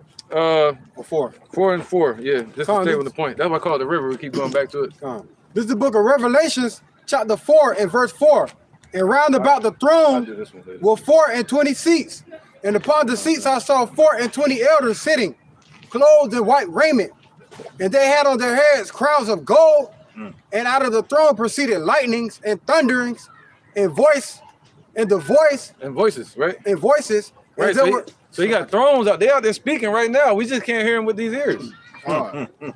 You know, the Lord got us in these bodies. They talking. It ain't like they just walking around tiptoeing and quiet. Yeah, don't let the humans, don't let the people in the flesh hear. No, the angels out there, they out there talking, the singing going on, all kind of stuff, thundering. But we can't hear it Wailing. being in these fleshly bodies. All right, go ahead. The Lord is a so-called black man from the tribe of Judah. That's what everybody about to find out. That the Lord is dark skinned. Ain't that something? verse 5. And out of the throne proceeded lightnings and thunderings and voices, and there were 7 lamps of fire burning Oh, before nice the, and slow, brother, because I want them to learn, you know? That's and good. out of the throne proceeded lightnings and thunderings Yep. and voices, and there were 7 lamps of fire burning before the throne, which are the 7 spirits of Yahweh. Right, so what's that? The 7, there were 5 lamps of fire, 7 lamps of fire burning before the throne. That's why the Lord said, what? You better be on fire in this truth. And those 7 lamps represent the 7 churches of Asia Minor, the menorah. Same representation of us. We're like a menorah for the Most High. The churches, right? And it says what? Before the throne, which are the 7 spirits. All right, and it's basically the spirit of truth that was sent out to these 7 churches. That's it. Same spirit. It just was separated. All right, into 7 churches. So now let's get some precepts on that. Let's get Wisdom of Solomon 7 and 22, dealing with the 7 lamps. Yep. 7 and 22, all the way to 29. And let's get Revelation 3 and 1. This is Wisdom of Solomon, chapter 7, verse 22. For wisdom is the worker of all things, That's right. taught me. For in her is an understanding spirit, holy, one only, manifold, subtle, lively, clear. Right. Yep. Wisdom of Solomon 7, 22. Uh-huh. Lively, clear, Yep, all the way to 29. undefiled, plain. That's right, plain. There you go. That pure. Con. That's that pure river, that pure fire streaming from the Lord. And that we're supposed to be speaking plainly. Go ahead. It says, not subject to hurt, loving the thing that is good. Right. The word hurtful goes back to wicked. Not subject to wickedness. Con. All right, go ahead. It says, loving the thing that is good. Right. So if wisdom dwells within you, wisdom will love you if you're good, you know, and also you'll love the things that are good, meaning it's truth. Con. It says, quick, which cannot be leaded. Right. The word quickly means lively. Con. Uh-huh. Which cannot be leaded. Right. It does what it wants. You can't stop the flow of wisdom. Go ahead. Ready to do good. Right. Ready to do good. So, yep. And wisdom dwells within you. You should be ready to do good, man. Meaning what? Faithful. There it goes again. Being faithful means what? Easily persuaded, ready. All right. Studying to show yourself approved, apt to teach, and do good. Go ahead. Verse 23. It says, kind to man, steadfast, sure, free from care. Right, right. And there's a big difference between nice and kind. Being nice is being fake. Being kind is telling the truth, but being wise as a serpent, harmless as a dove. And that's just it, simple and plain. It says, having all power, overseeing all things. All power, overseeing all things, man. All things, even overseeing Esau on this earth. All right, that's who that? Yahushua, watching everything. He's the embodiment or the cup that Yahweh poured wisdom into from the beginning. And his cup poured in our cups. Go ahead. It says, and going through all understanding, pure and most subtle spirits. For wisdom is more moving than any motion. There you go. She passeth and goeth through all things by reason of her pureness. Right, that's the seven spirits, right? 7 lamps, the 7 spirits. Keep going. For she is the breath of the power of Yahweh, and a pure influence flowing from the glory of the Almighty. Right, where you at? Verse 25. All right, now, with that being said, can you go to verse 6 real quick? Barak? Come on, this is the book of Start from 5, go to 6. Come on, this is the book of Revelations, chapter 4, verse 5. And out of the throne proceeded lightnings and thunderings and voices, and there were 7 lamps of fire burning before the throne. Right, man, we supposed to be burning hot. He said, I'd rather that you were hot, you know, and not cold.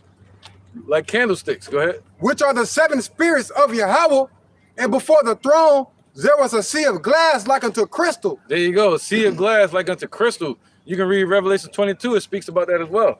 Flowing from the Lord. All right, go ahead. And in the midst of the throne and round about the throne were 4 beasts full of eyes before and behind. All right, we'll stop there. Now that's going to a whole other topic. You see that? Come on. So now, sea of glass, right? Like unto crystal. Clear as crystal, man. Some say it's the firmament, but it's wisdom. Go ahead. Verse 25, Wisdom of Solomon, chapter 7. For she is the breath of the power of Yahweh, and a pure influence flowing from the glory of the Almighty. Right. So where do we get our influence from? Yahweh. All right, through His wisdom. Okay, go ahead. Yahweh Bashim Yahweh Shai. It says, therefore can no undefiled thing fall into her. Right, you can't dive in that river.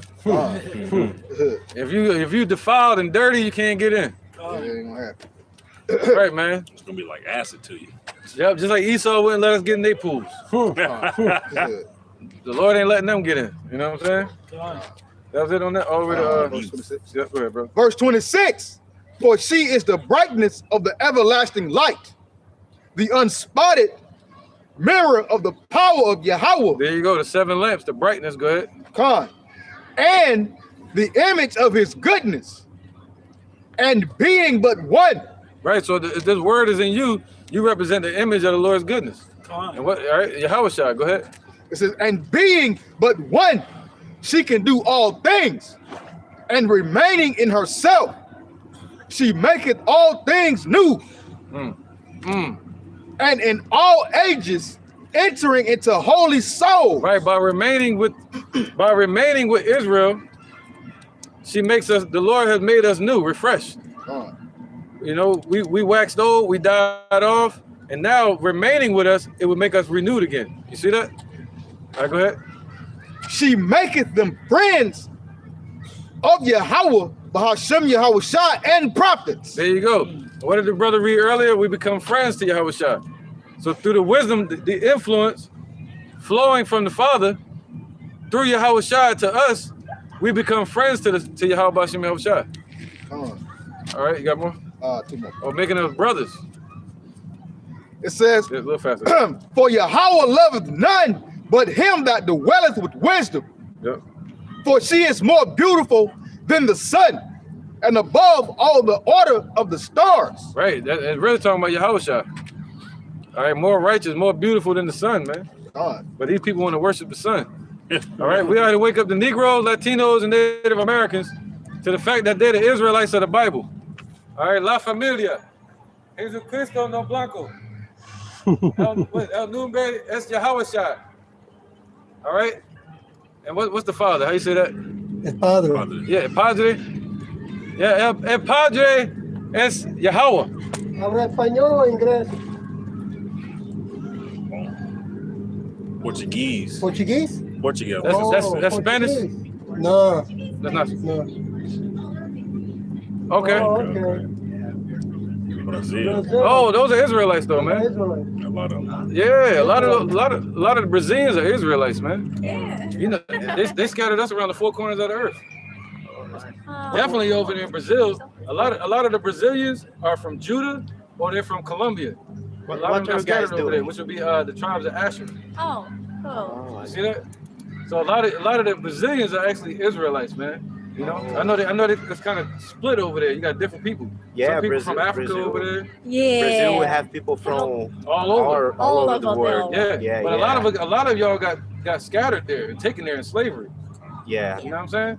So I know. You know, but the Lord said that was going to happen to us for not listening, man.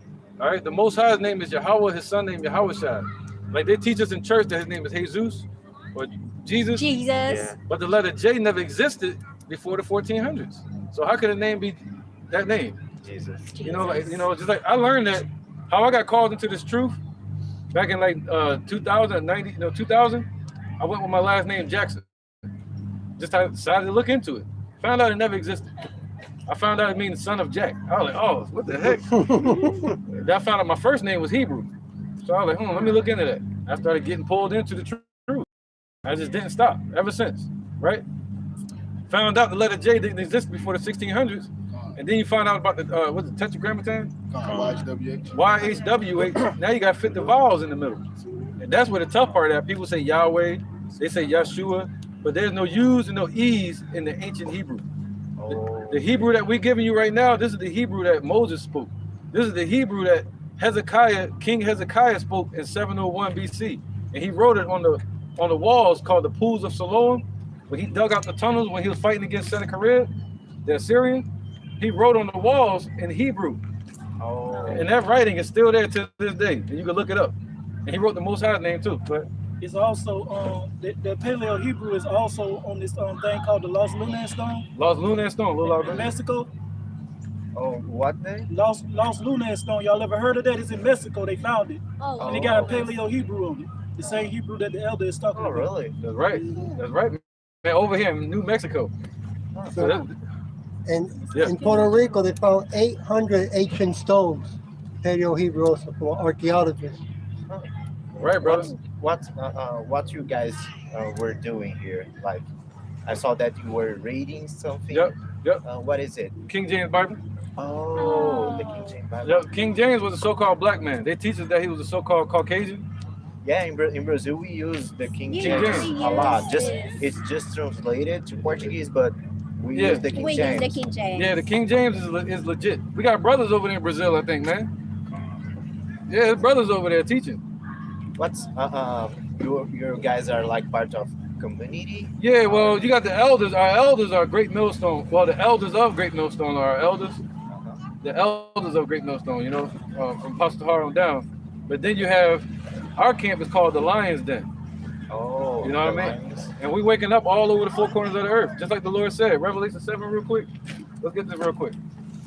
We get off topic real fast. Just so right now, we're going into Revelation 4, and we're showing the salvation of Israel. John the Revelator in 95 AD, he was on the Isle of Patmos. He was a so-called black man. And he was one of the last prophets alive after they killed all the disciples and everything. He was one of the last ones alive by the Roman Empire.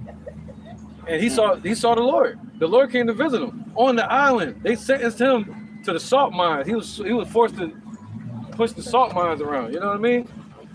Like slavery. But the Lord came to visit him there, and he showed his image to him. He showed what it looked like. And he gave him revelations, right?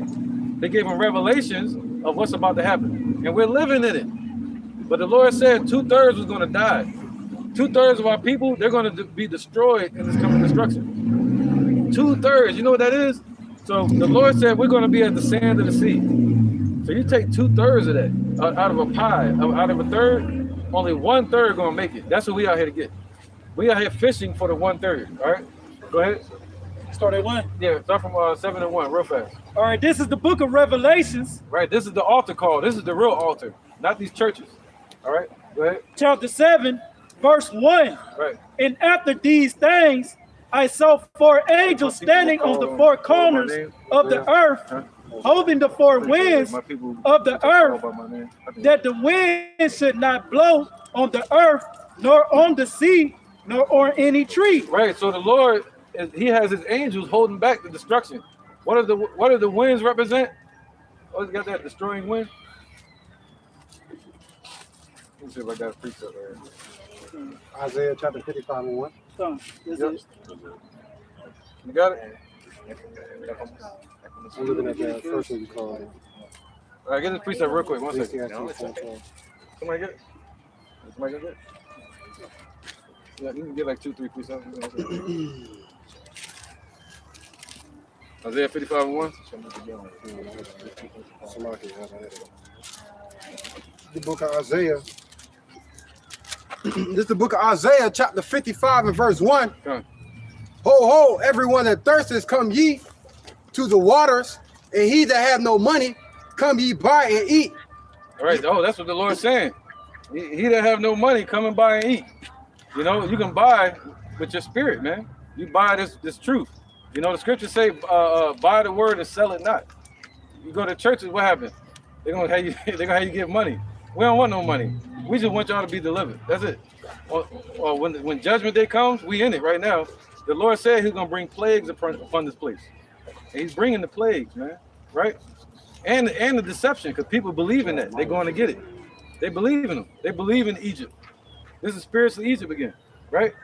But the Lord said, in these times, He's going to bring plagues. He's going to bring civil war. There's going to be a dollar crash real soon. It's going to cause civil war.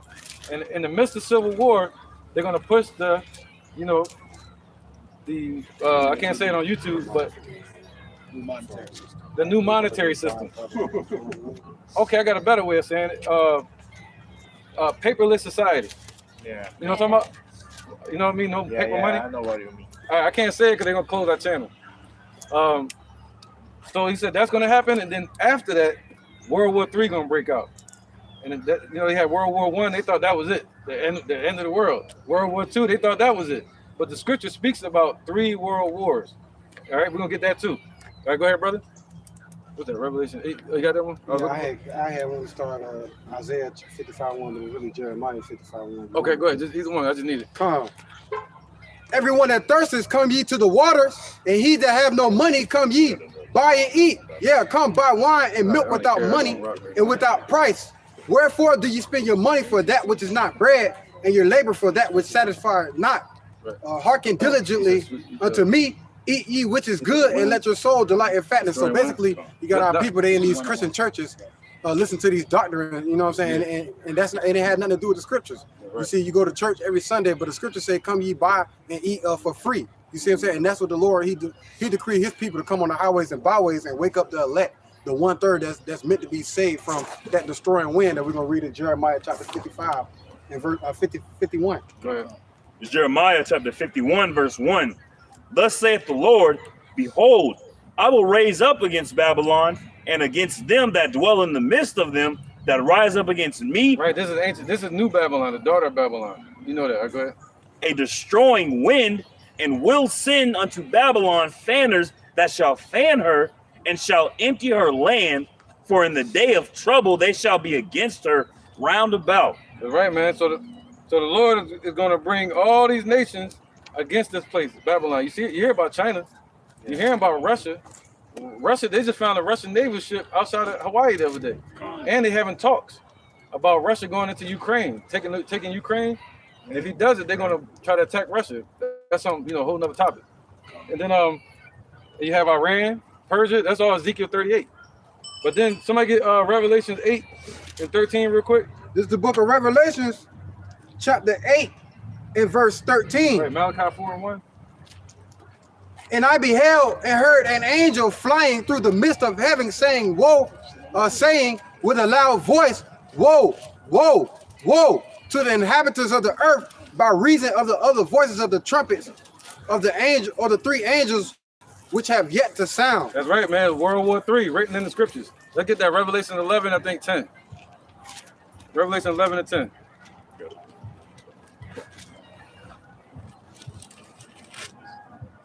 Revelation chapter 11, verse 10. Yep. It says, and they that dwell upon the earth shall rejoice over them and make merry, and shall sing. Oh, go to 13. Go to 13. Yep. All right. This is chapter 13. 11, 13. Okay. This is Revelation chapter 11, verse 13. Revelation 11 and 12. And the same hour was there a great earthquake. Right. So that's the missiles hitting. When the missiles hit, you hear ICBM missiles. They talk about the Bible speaks about arrows being shot from one land to the other land, and it shakes the whole earth. and people's eyes burning in their head, that's what's about to happen to these people, man. And you don't want to be a part of that. We don't. That's why we up here doing this. You got to do this to save your family. The women get saved through us. They get saved by us doing this work. All right, go ahead. It says, and the same hour there was a great earthquake, and the 10th part of the city fell. Right, the 10th part. America is separated into 10 FEMA zones. So that all of America, the Lord said He's gonna sweep this place with the best of destruction. It's gonna be destroyed from one end all the way to the other. Precept. What did He say? He's not gonna destroy the earth with water anymore. He's gonna destroy it with fire. Right? Go ahead. And it says, Or 1 second. and the same hour was there a great earthquake, and the 10th part of the city fell. And in the earthquake were slain of men 7,000. 7,000 means completion. If you look that word right there, it means an innumerable number. Meaning, who knows the number is going to be. All right, go ahead. This is, and the remnant were affrighted. And Right, we're going to be scared when we see that. Go ahead. This is, and the remnant were affrighted and gave glory to Yahweh, the God of heaven. Right, because He said, if you're in this truth, He said, what's that? The sixth trump shall have no power over you. I think it's in Job. Yep, go ahead. Verse 14. It says, Look at the point. the second woe is past. The second woe is past. You see that? The first World War was 1914. It was a 4-year war. It lasted to 1918. And then Hitler took over for Germany. He was a general. They raised him up. And then you had World War II. So now the second war, the first war is past. But the Lord said, what? They were like, that's it. They thought that was it at the First World War. Yeah, at the time they called it the Great War. They called it the Great War. They thought that was the end. Yeah, go ahead. It says, the second woe is past, The second woe is past. and behold, the third woe cometh quickly. That's right, man. The third woe coming quickly. But actually, I wanted this right here. Revelation 11 and 12. This is Revelation. Come on. It's Revelation chapter 11, verse 12. And they heard a great voice from heaven. 9 and 12. It's like it. That was my fault. It's Revelation chapter 9, verse 12. Yep. And the fourth angel sounded. 9 and 12? It's like it. You on 7. Yeah, right there. Go on. Revelation chapter 9, verse 12. Yep. One woe is past, One woe is past. and behold, there come two more hereafter. World War III. All right. And we just read it in here when it's going to happen, when the missiles drop. All right. When they drop the missiles, Malachi 4 and 1. Yeah, precept. Go ahead. This is the book of 2nd Esdras, chapter 16 and verse 13. For strong is his right hand that bendeth the bow, his arrows that he shooteth are sharp, and shall not miss when they begin to be shot into the ends of the world. See that? That's the Most High. The Most High set it up like that. That's that in Isaiah. So He created the smith. Isaiah 55, 54. Yep. He said the Lord said He created the generals and the scientists that created these missiles called the atomic bomb. Yeah. After World War II, I think that was from like 1938 to 1945, and then they dropped Big Boy and Little Man. They dropped that on Japan, Hiroshima and Nagasaki, and when they did that, that ended the war. But they never stopped. They never made peace with each other. You want the proof of that? You can look at North Korea and South Korea. If you cross South Korea, it's over. You know what I mean, or vice versa. So the war never really ended. It's just they stopped shooting at each other. They chose different ways to go to war, like economical war, like they're doing now, right? Yeah, right? that's true. That's right, brother. Go ahead. I'm looking for it. Now they fighting a cowboys war. You see what I'm saying? Now you just push one button and they sending missiles from here to there. You see what I'm saying? Back then it used to be swords and all that stuff like that. So now it's going cold. Guys, I appreciate for the word. Yeah. It's really nice to hear that. You're doing a great job. That's right, You brother. really know about the Bible. It's Yeah. really nice to see people that really know about the Bible. But we gotta go now. Okay, yeah. Do you Thank think, you for man? everything. Thank Yeah. you Yeah, for you guys have every Saturday here, or Oh, you can go on we have YouTube. another place for Only got it in no, you Spanish. have a we. YouTube So channel. I'm working on English, Oh, but that's I okay. understood It's in all Spanish. the things. You understood though. Yeah, fine. yeah. Thank And you. I Right there. Go to this one right here. No, not that one. Right there. The first one? Yeah, not that one. We had to kick this guy out. Oh, okay. Yeah. He treated his brother bad. um, So you want this one right here. Okay. And if they cancel this page, YouTube, go to this one. Okay. All right, just keep up with us. yeah, I'm really interested in you. Yeah, let's do it, man. Let's get saved, man. That's what this is about. Thank See, you. we're not saved yet. Every Saturday, you guys. Every Saturday we meet out here for right now, yeah. Okay. Yeah, we've been out here for like what, 2 years now? And I met him out here. Yeah, the Lord gonna get his sheep, man. Thank you for the words. Yeah, the Lord gonna get his sheep. Thank you. Yeah, I believe in y'all. We'll see what happens. Thank you. Yeah, thank Bye. you so No doubt. much. No doubt. Shalom. Peace. Shalom. Let's get saved, man. Let's get out of here. Right, man. We not saved. Let's get saved. Yeah, we gotta get the heck out of here. Who got precepts? Let's get through these real quick. We'll get back to our topic. Yeah, this is Isaiah 54:16. It says, "Behold, I have created the smith that bloweth the coals in the fire." Right. So the Most High created these generals and these scientists to create the atom bomb or the nuclear bomb for Esau's destruction and for 2/3 in these heathens.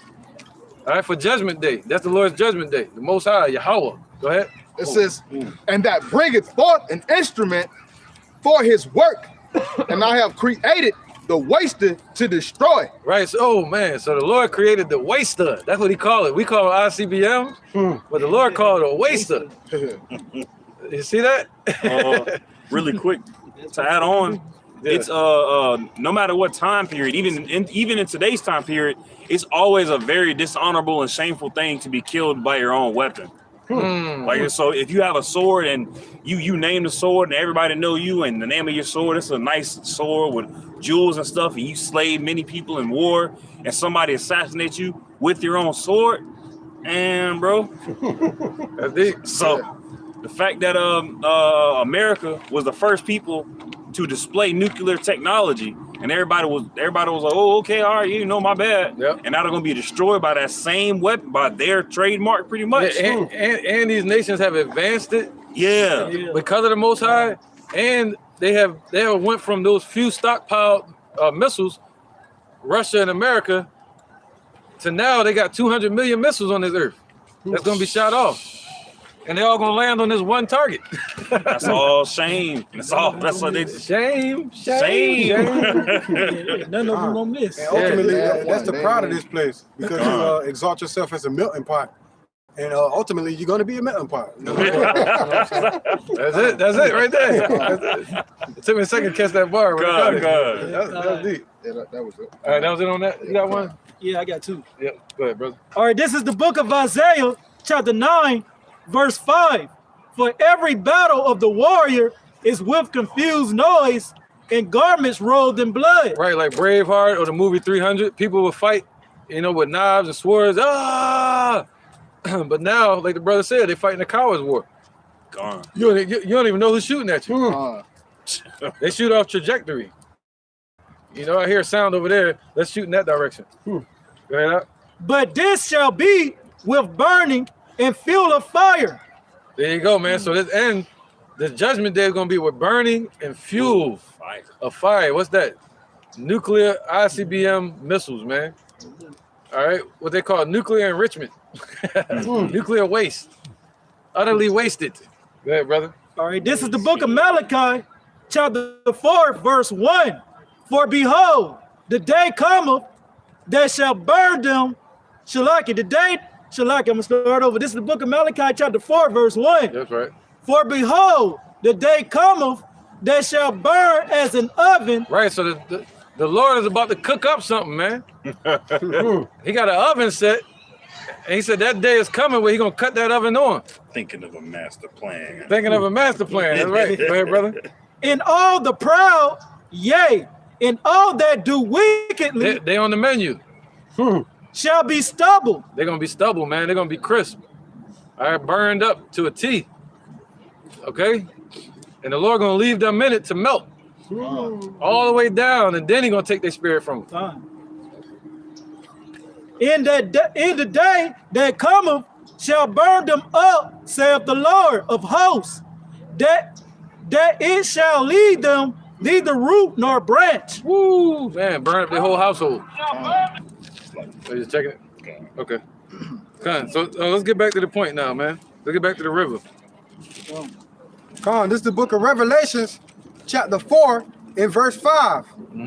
And out of the throne proceeded lightnings and thunderings and voices, as there were 7 lamps of fire burning before the throne, which are the 7 spirits of Yahweh. And before the throne there was a sea of glass like unto crystal, and in the midst of the throne and round about the throne were 4 beasts full of eyes before and behind. Right, so let's get Psalms 97.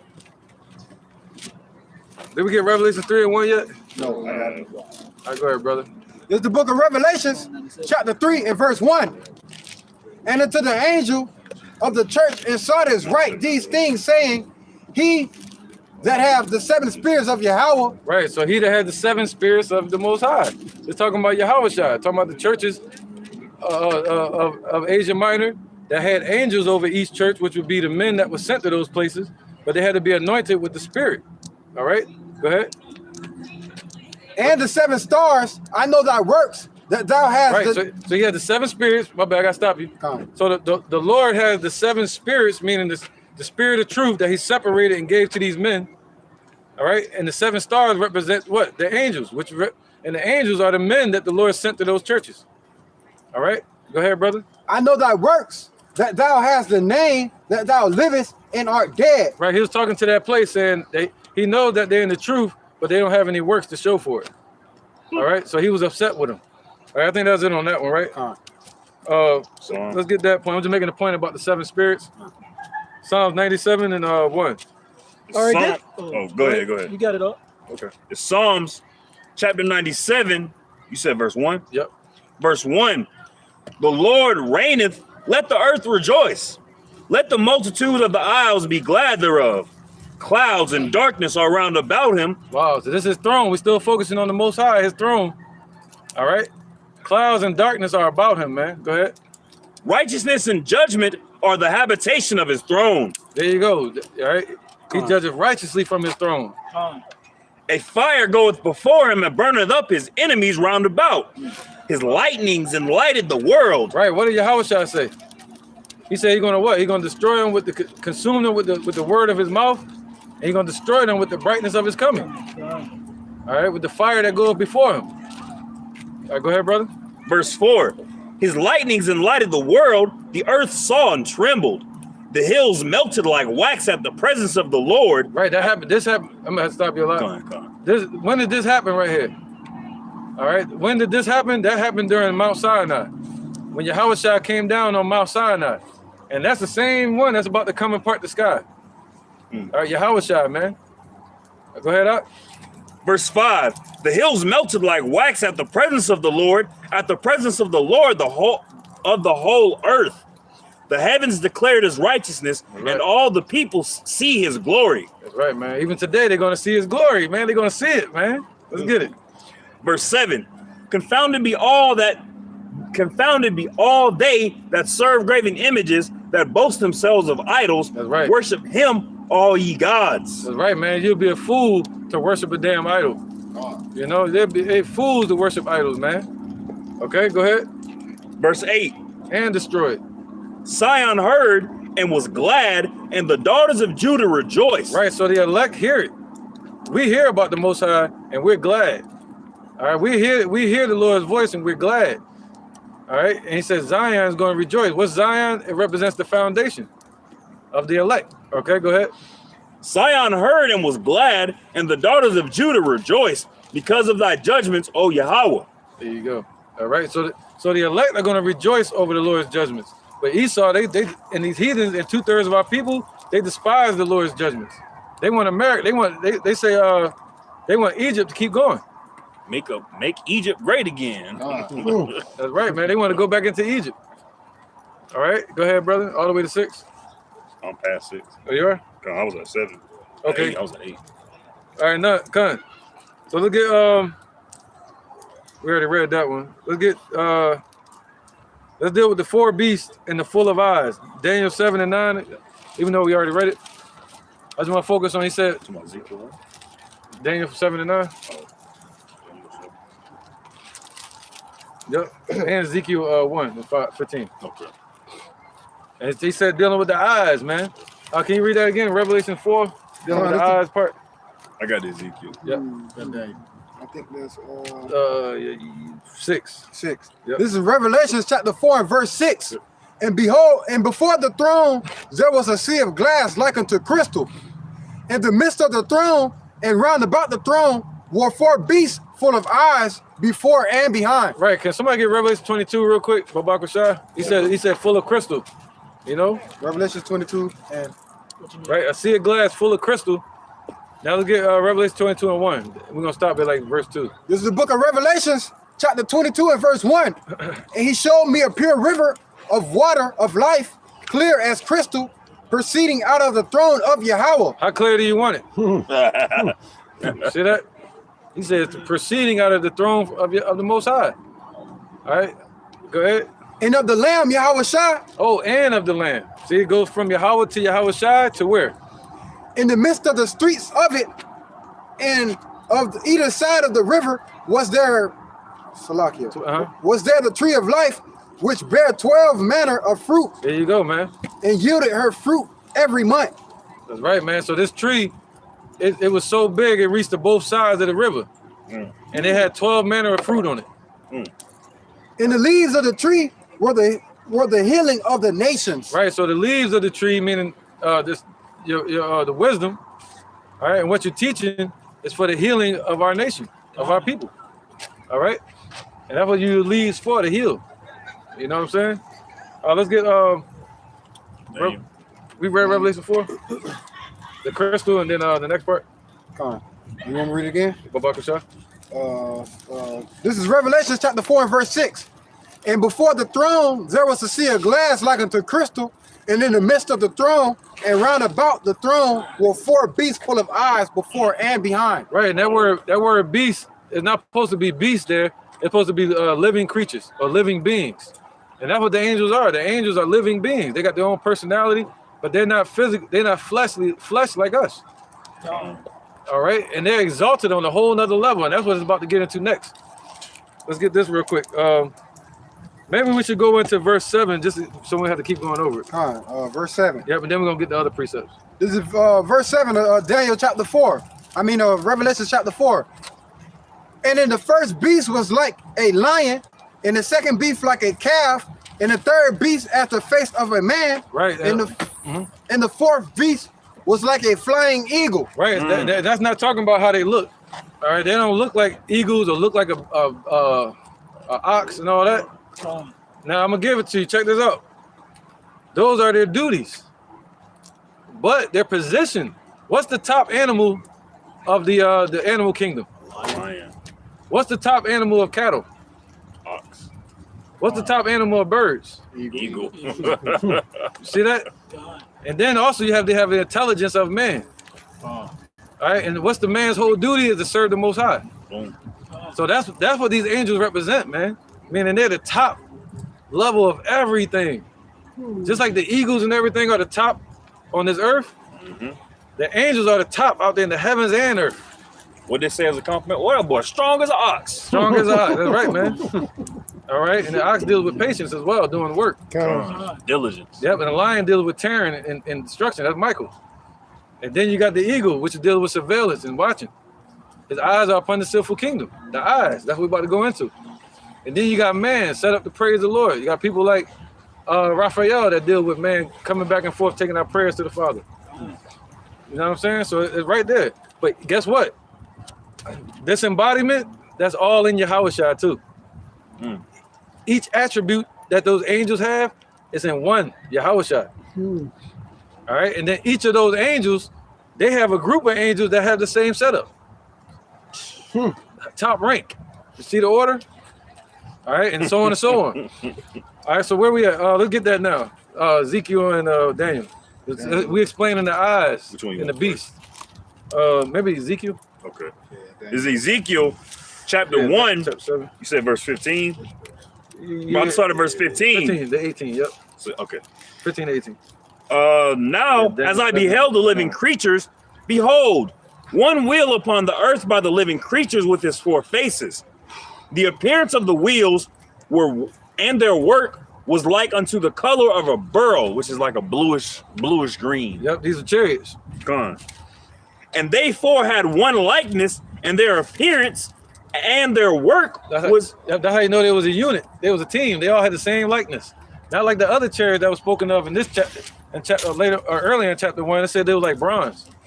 But this fleet right here, they were like the beryl. They were like greenish or sapphire. All right, and they had a captain with them. Go ahead. And they 4 had one likeness, and their appearance and their work was as it were a wheel in the middle of a wheel. There you go, man. Go ahead. Let's keep rocking. We know about that. Verse 17. When they went upon their four sides, and they turned and they returned not when they went. Right. He saw him moving just forward. All right. He saw him not turn or nothing. It was all moving as a unit. As for their rings, they were so high. Just like my bad. Just like a flock of ducks or birds. You'll see that one in the front, and then you'll see the rest of them following behind it. And each captain had 6 chariots with him.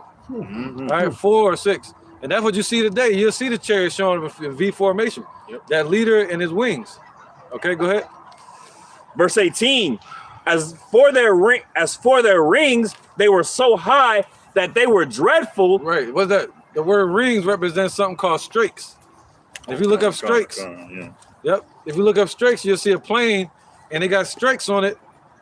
Little pendulums that stick out that help it deal with the what do you call that? Angles? Aerodynamics. Aerodynamics, and you know, Flaps. yeah, like flaps. Yep. So these angels, the chariots got flaps on them to pierce through the air and through the waters out there. Shemayim. Edges. Yeah, that's right, brother. They was so high that it was scary. Right? Intimidating. Let's get it. And their rings were full of eyes round about them 4. Whoa, and their rings. See that? The rings represent the edges of them, and they had windows. And it was full of windows and people looking through the windows. All right? Verse 19. And when the living creatures went, the wheels went by them. Right, so when they walked, the chariots were right with them. Okay, go ahead. Just like on Dragon Ball Z. And when the living creatures were lifted up from the earth, the wheels were lifted up. Right, so it's like your car. Imagine that, your car move with you. You don't need a garage. That's Why? it's like No, because your spirit gonna be attached to your chariot. Your spirit gonna power that chariot, man. And the Lord gonna power you. That way, say under it, he saw the hand of a man. That man is talking about Yahweh Shem Yahushai. That hand represents power. That's what's giving them chariots power. And that's what Esau wondering, how they get power like that. How they moving like that? What's carrying it? What's moving them? It's the Lord's power, man. Go ahead. That's what Esau tries to do. They try to fortify the technology of self-driving cars, and even from a distance, you can start your car from the little key fob. And if somebody was looking off to the side, you'd be like, "Damn, ain't nobody in there. What the fuck?" But they try to mimic Yahweh. That's right, man. Let's keep going. I'm staying spirit. Yep. Verse 20. Whithersoever the spirit was to go, they went. Thither was their spirit to go, and the wheels were lifted up over against them, for the spirit of the living creature was in the wheels. Come on with it, brother. Let's keep going to 18. Go ahead. Oh, I'm in 21. Are you in 21? Oh. That's gonna get nice. All right. Let's get Daniel, man. This is Daniel, chapter 7, verse 9. It says, I beheld till the thrones were cast down, and the Ancient of Days did sit. Right, so it's talking about them eyes, right? Praising the Most High. Okay, eyes. Go ahead. It says, whose garment was white as snow. That's right, man. That's right. That's the Father, Yahweh. And the hair of his head like the pure wool. His throne was like the fiery flame, and his wheels as burning fire. There you go, them chariots, all right, like burning fire, like light. Go ahead. It says, a fiery stream issued and came forth from before him. Yep, a little faster. Yep, thousands ministered unto him, and 10,000 times 10,000 stood before and behind, right? Before him. The judgment was set and the books were opened. There you go, man. All right, so yeah, man. When it's talking about those eyes, it's talking about the chariots, man, and people being in those chariots praising the Lord. All right, let's get verse. You already read verse 7. Let's get Hebrews chapter 1 and 7, because it said they call them beasts. All right, and that word beast is not supposed to be there. Where it said 4 beasts, it's talking about the same 4 angels. Revelation 7 and 1, just the first 2 verses. This is the book of Revelations. All the way through, yep, 1 and 3. Chapter 7, in verse 1. And after these things, I saw 4 angels standing on the 4 corners of the earth, holding the 4 winds of the earth, that the wind should not blow on the earth. There you go. Nor on the sea, nor on any tree. That's right. So the 4 angels, they're the 4 archangels that was set up from the beginning. All right, established in heaven. You see that? And the Lord sends them out to bring to pass certain prophecies upon the earth. That's in Revelation 9, where he sent the angel into the great river Euphrates, to bring about the judgment. Now let's get Zechariah real quick. Zechariah 1 and 20, all the way to 21. And then we go to Hebrews 1 and 7. All right. Because it's explaining who these 4 angels are, the 4 beasts. That word beast just means living creatures, man. All right, but they're spirits. Living creation, living beings. Come on, brother. Somebody got it? God. This is, you say 4?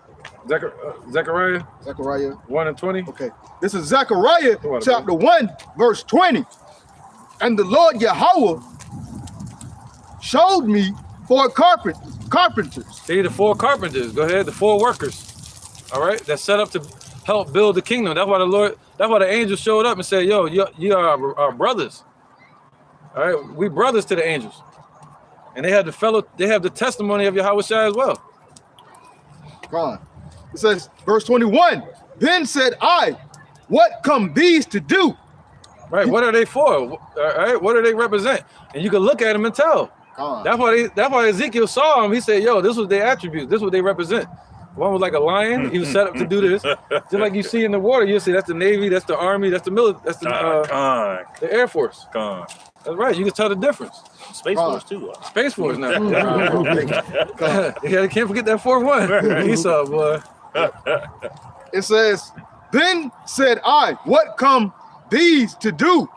And he spake, saying, these are the horns which have scattered Judah. Right, talking about the 4 horns. Now you have the kingdoms that was spoken of in Daniel chapter 7, where it said Assyrian Empire, Persian and the Mede Empire, the Greek Empire, and the Roman Empire. That's 4. Go ahead. It says, but these 4 carpenters are set up to go against them. The Lord gonna send his angels against them. Go ahead. It says, these are the horns which have scattered Judah. Right, the Lord used these horns to scatter us. God.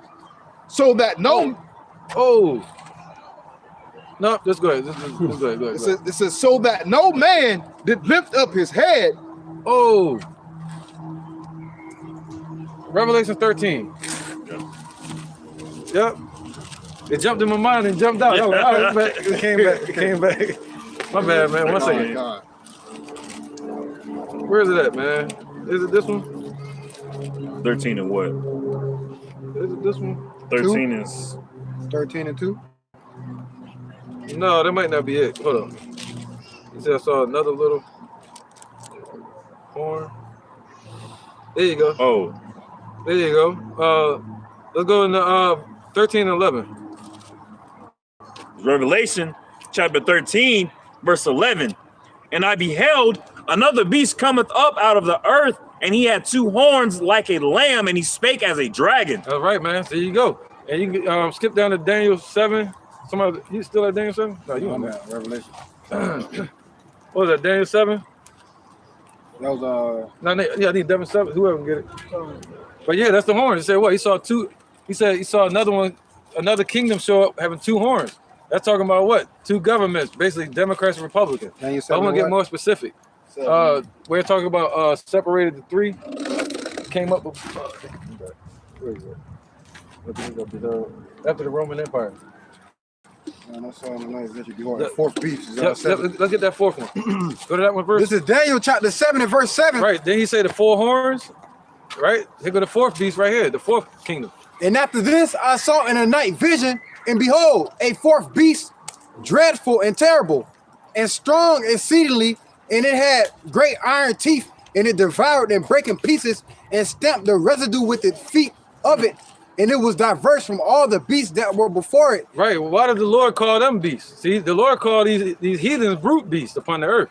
But then brute are living beings, wicked, self-willed. But then these beasts that's up in the heavens, these angels, these living beings, they do the will of the Father. See the difference? All right, go ahead. And it had 10 horns. Right, it had 10 horns, the European Union. The 10 common markers of Roman Empire. I considered the horns, and behold, there came up amongst them another little horn, before whom there was 3, and the first horn plucked up by the roots. Right. They're talking about Spain, Britain, and France. All right. We ain't got to get into it, though. But now he said what? Another little horn, right? Another little horn, the government. Go ahead. And behold, in this horn were eyes like the eyes of man, and their mouth speaking great things. There you go. That deals with their surveillance and all their CIA, you know, the FBI. That's the eyes. All right, go ahead. Nakar, whoever was reading. Oh, Revelation. Revelation. Okay. Revelation chapter 13, verse 11. Oh, we done with that one. Okay. Hebrews. Zechariah, the horn. Okay. Go back to the horn part. It says, okay, I'm gonna start up from the top. This is Zechariah 1:21. A little faster, bro. Then said I, what come these to do? Right. And he spake, saying, these are the horns which have scattered Judah, so that no man did lift up his head. Right. Then the Assyrian scatterers. Didn't you know, especially in 722 BC, when they scattered the northern tribe and brought us into Assyria, didn't the Medo-Persian Empire do that? You know, well, actually, who else? The Babylonian Empire, the Greek and Roman Empire, they did that. All right, that's not 5 kingdoms, that's 4, because the Babylon and Assyria, they were the same people. Keep going. It says, these are the horns which have scattered Judah, so that no man did lift up his head. That's right, man. But these are come to fray them. Right, so these angels, these 4 archangels, or these 4 angels, Michael's the only one that's set up as an archangel. He's right up under Yahushua. All right, he said what? They're set up to chase away these horns, these kingdoms, man, to destroy them, to chase to flight. That's what it means, to fray them. That was it on that? Oh no. Okay, but these are come to fray them, to cast out the horns of the Gentiles, which lift up their horn over the land of Judah to scatter it. There you go, man. All right, so that's why the angels are set up.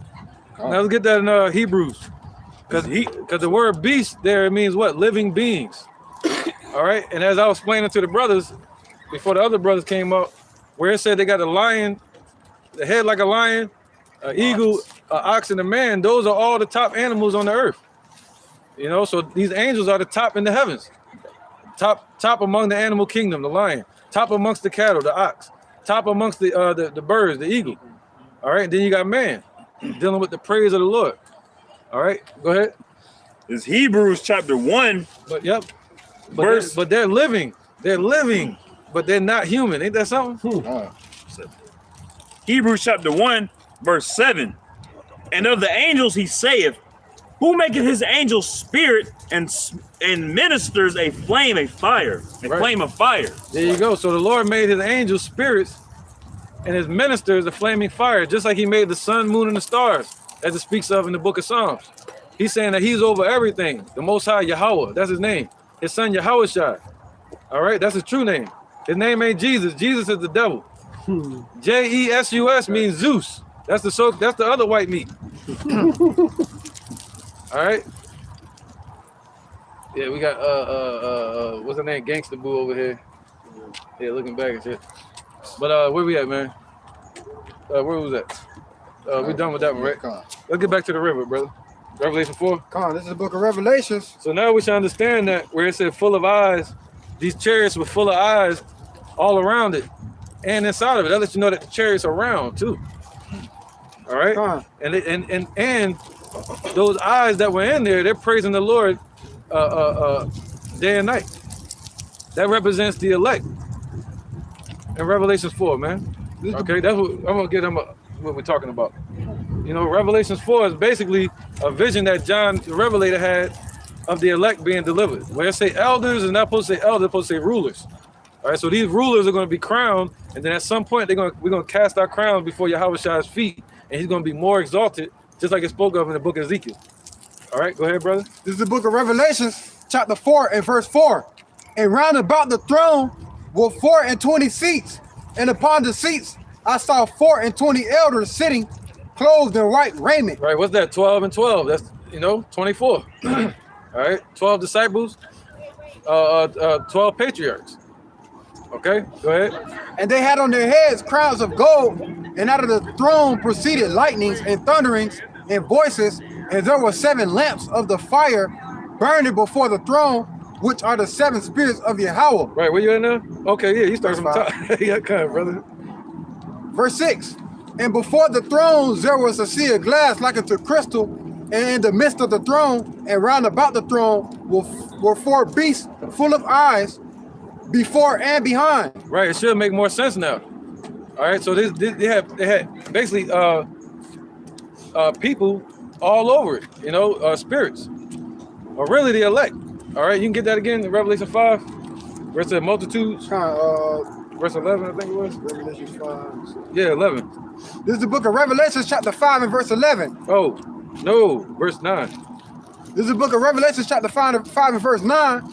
And they sung a new song, saying, Thou art worthy to take the book and to open the seals thereof, for thou wert slain and hast redeemed us unto Yahweh by thy blood out of every kindred and tongue and people and nation, and has made us unto our God kings and priests, and we shall reign on the earth. Right, so this is a future prophecy, man. All right, go ahead. And I beheld, and I heard the voice of many angels round about the throne. See, round about the throne, the same one, the eyes, okay? The eyes of the Lord are upon the sinful kingdom. So when they talk about the eyes, it's talking about people worshiping them. Go ahead. And the beasts, and the elders. Right, and the beasts, the angels, and the elders. The word elders is supposed to be rulers right there. Go ahead. And the number of them were 10,000 times 10,000s, and thousands and thousands. I thought it was just 24. See that? But that represents all of us when they get delivered. All right, and ultimately, all the earth is going to praise the Lord. All Israel. Go ahead, brother. Verse 12 saying, with a loud voice, worthy is the Lamb that was slain to receive power and riches and wisdom and strength and honor and glory and blessings. Right. And every creature which is in heaven. Right. Every creature. See, every creature, meaning creation, which is in heaven.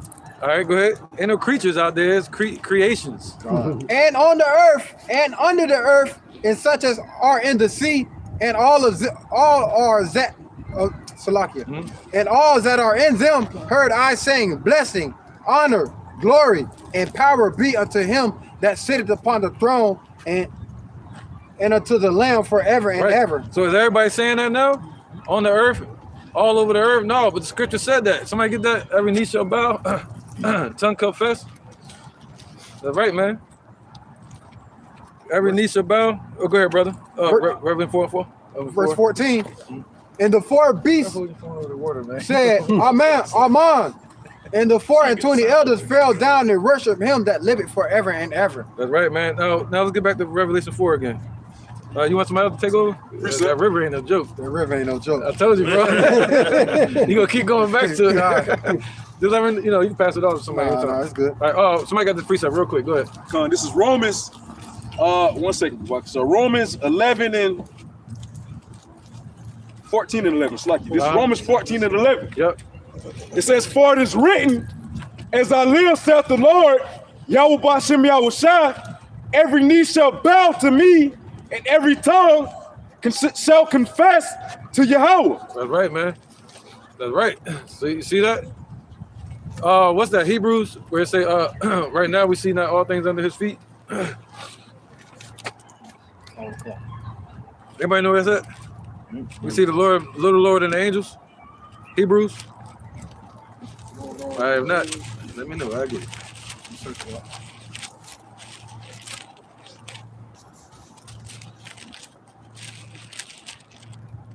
Hebrews 2 and 8. Come on. This is Hebrews. I get it. All right. Come on, go ahead. This is Hebrews chapter 2, verse 7. Thou madest him a little lower than the angels. Thou crownest him with the glory and honor, and didst set him over the works of thy hands. Thou hast put all things in subjection under his feet, for in that he put all in subjection under him. He left nothing that was not put under him, but now we see. Oh, so everything is under Yahushua, man. Even Yahushua is ruling right now. But because he's on the right hand of the Father. But when he was on the earth, we saw him as what? Go ahead. It says, when we started over at 8. I see, but we see. Okay, it says, but now we see not yet all things put under him. There you go, man. But someday, like John the Revelator he saw everything put under him. And, you know, who was that? That say he saw the Lord lifted up and his train filled the whole earth. We just read that the other day. Oh. That's Isaiah. I saw the Lord lifted up and his train filled the whole earth. His train filled the, you did a lesson on it. I did a lesson on it, but it's all good. Go ahead, brother. This is the book of Revelations, chapter 4 and verse 5. Sheesh. Ooh. And out of the throne proceeded lightnings and thunderings.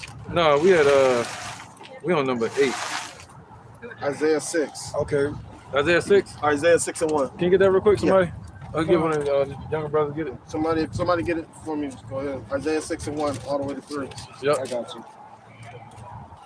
All right, it's the book of Isaiah, chapter 6, verse 1.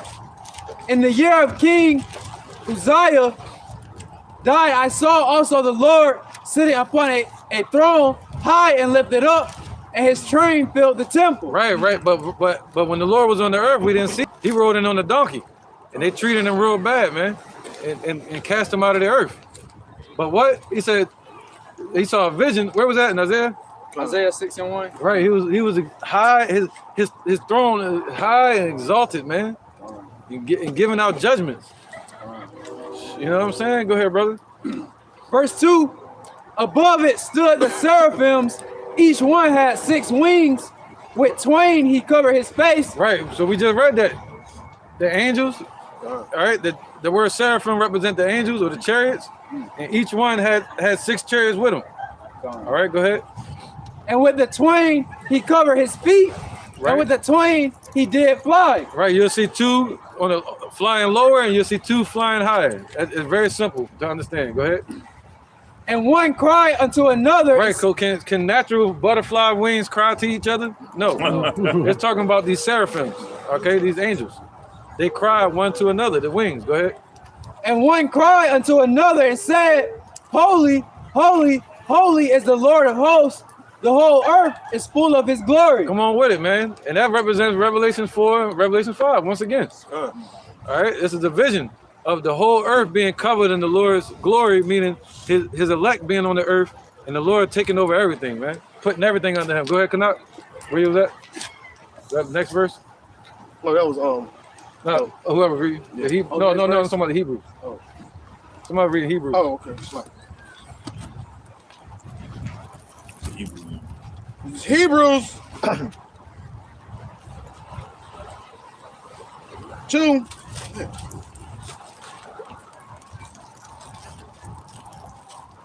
It's Hebrews chapter 2, verse 7. Thou madest him. Yeah, verse 9. All right.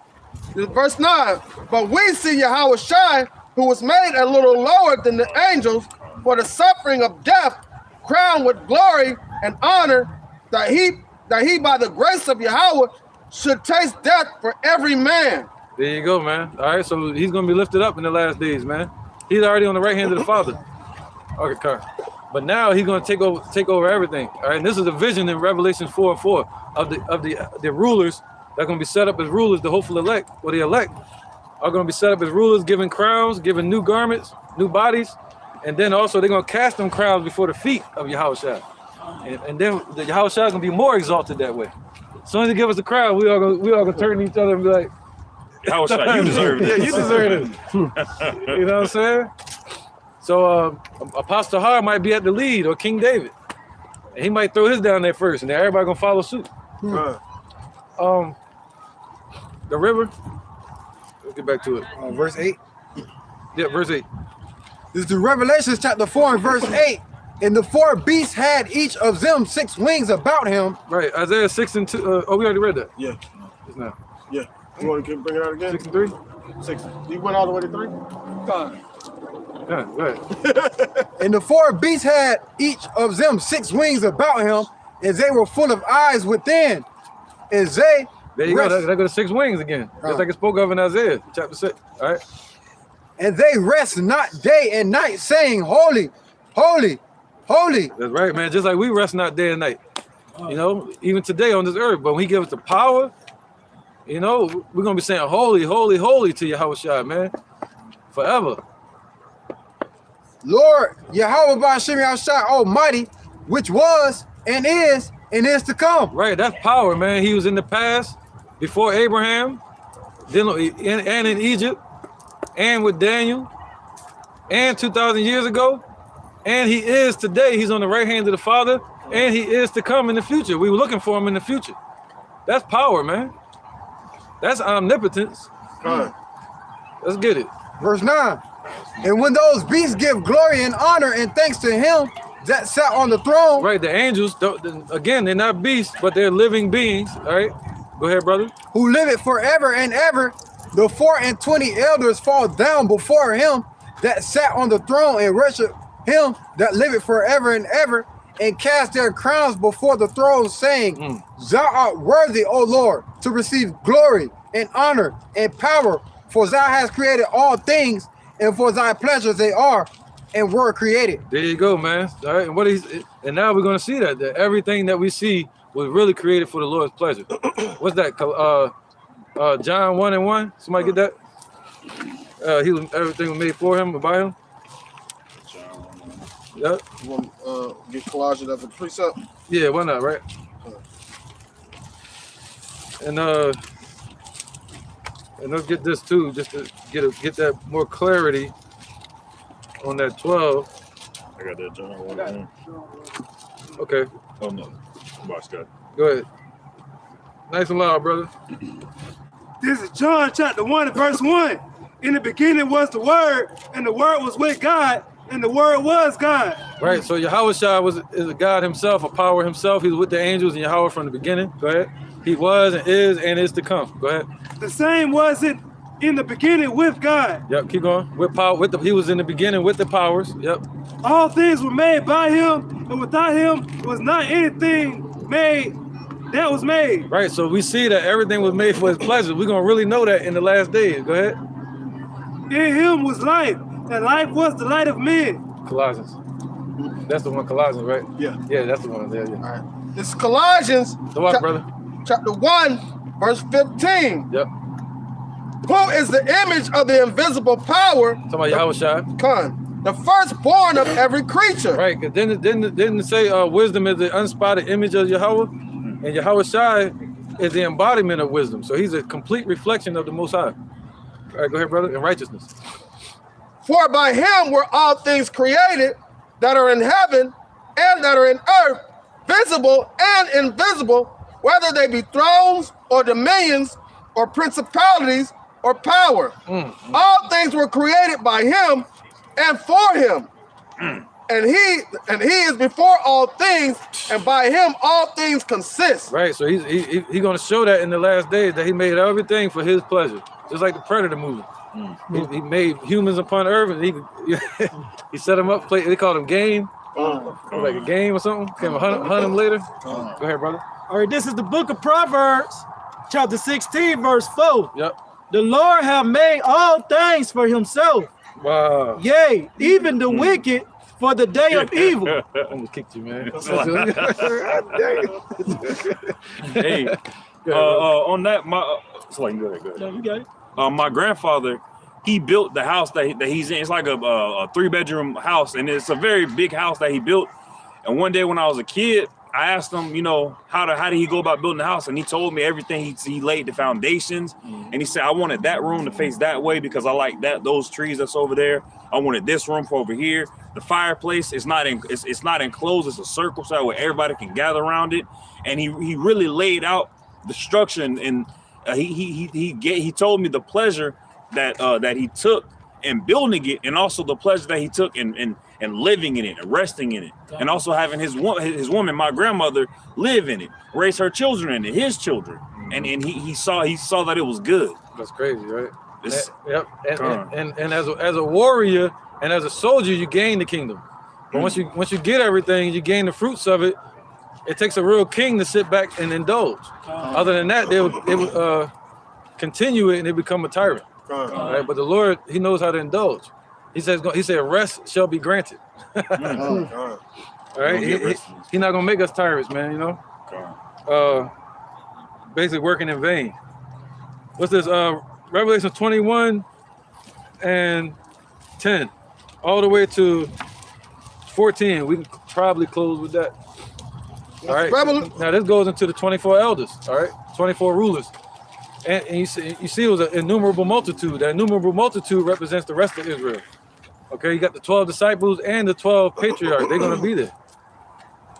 All right, this Revelation. You said 21 and 11? Yeah. Or 21 and 10? 21 and 10. All right. This Revelation 21 and 10. What? No. Okay. Revelation 21 and 9. And there came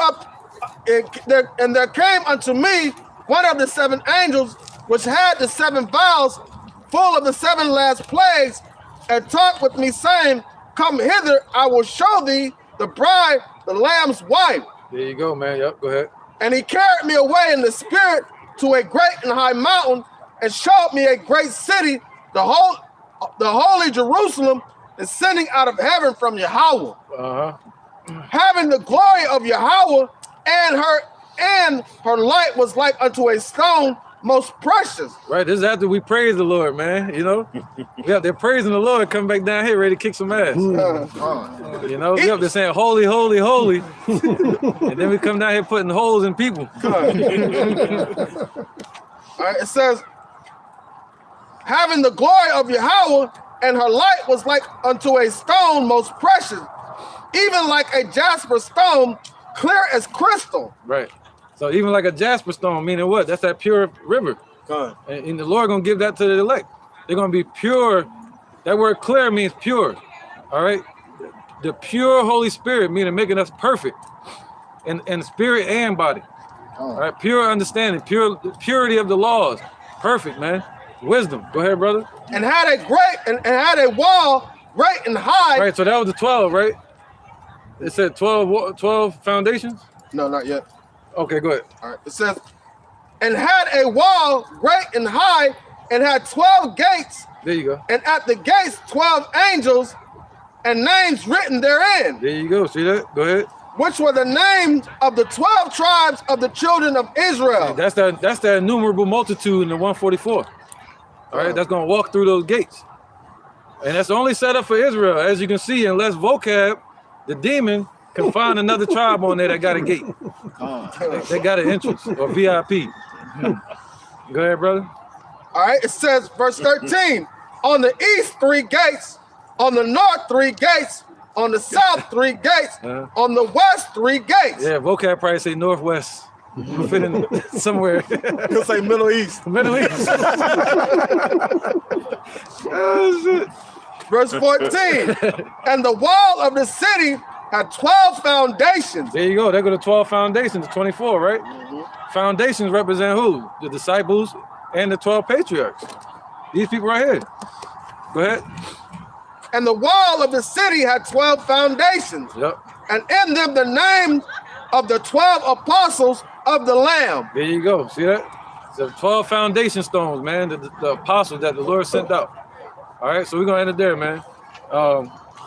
What was that? That was a breakdown of Revelation chapter 4 when it's dealing with the innumerable multitude and the angels and the elect being delivered, and the church, the elect, the bride, and the angels praising the Lord Yahweh and His Son Yahweh Shai after the last, within the last days and after the last days and for eternity. And also the casting down of the vain imaginations of people's mind, because when you pray to Yahweh Yahweh Shai, you should have that image of Him sitting in the throne, right, of that light coming from His loins to His feet, even to His head, the emerald, the bow, the white hair, and all that. All that. Dark skin. You know what I mean? Voices, the sound of many waters, all that. Sound like reverb. It said reverb. It literally says that, reverbation. So he did it before T-Pain. All right, so that's right, man. We're gonna end it there, man. And yeah, that's right, man. Hope y'all edified. All right, and we're gonna say call, Alaya, La, Yahweh, Ba'ashem, Yahweh Shai, Ba'ashem, Ha, Rakah, Kodash, Ma'amah. All right, double honor to the elder apostles of GMS and the elders, and shalom to you, Akim and Agwatim, and children that still believe in sincerity and truth, around the four corners of the earth. Hopefully this was strengthening to you and edifying to you and your family, man, that believe. All right, shalom. Shalom.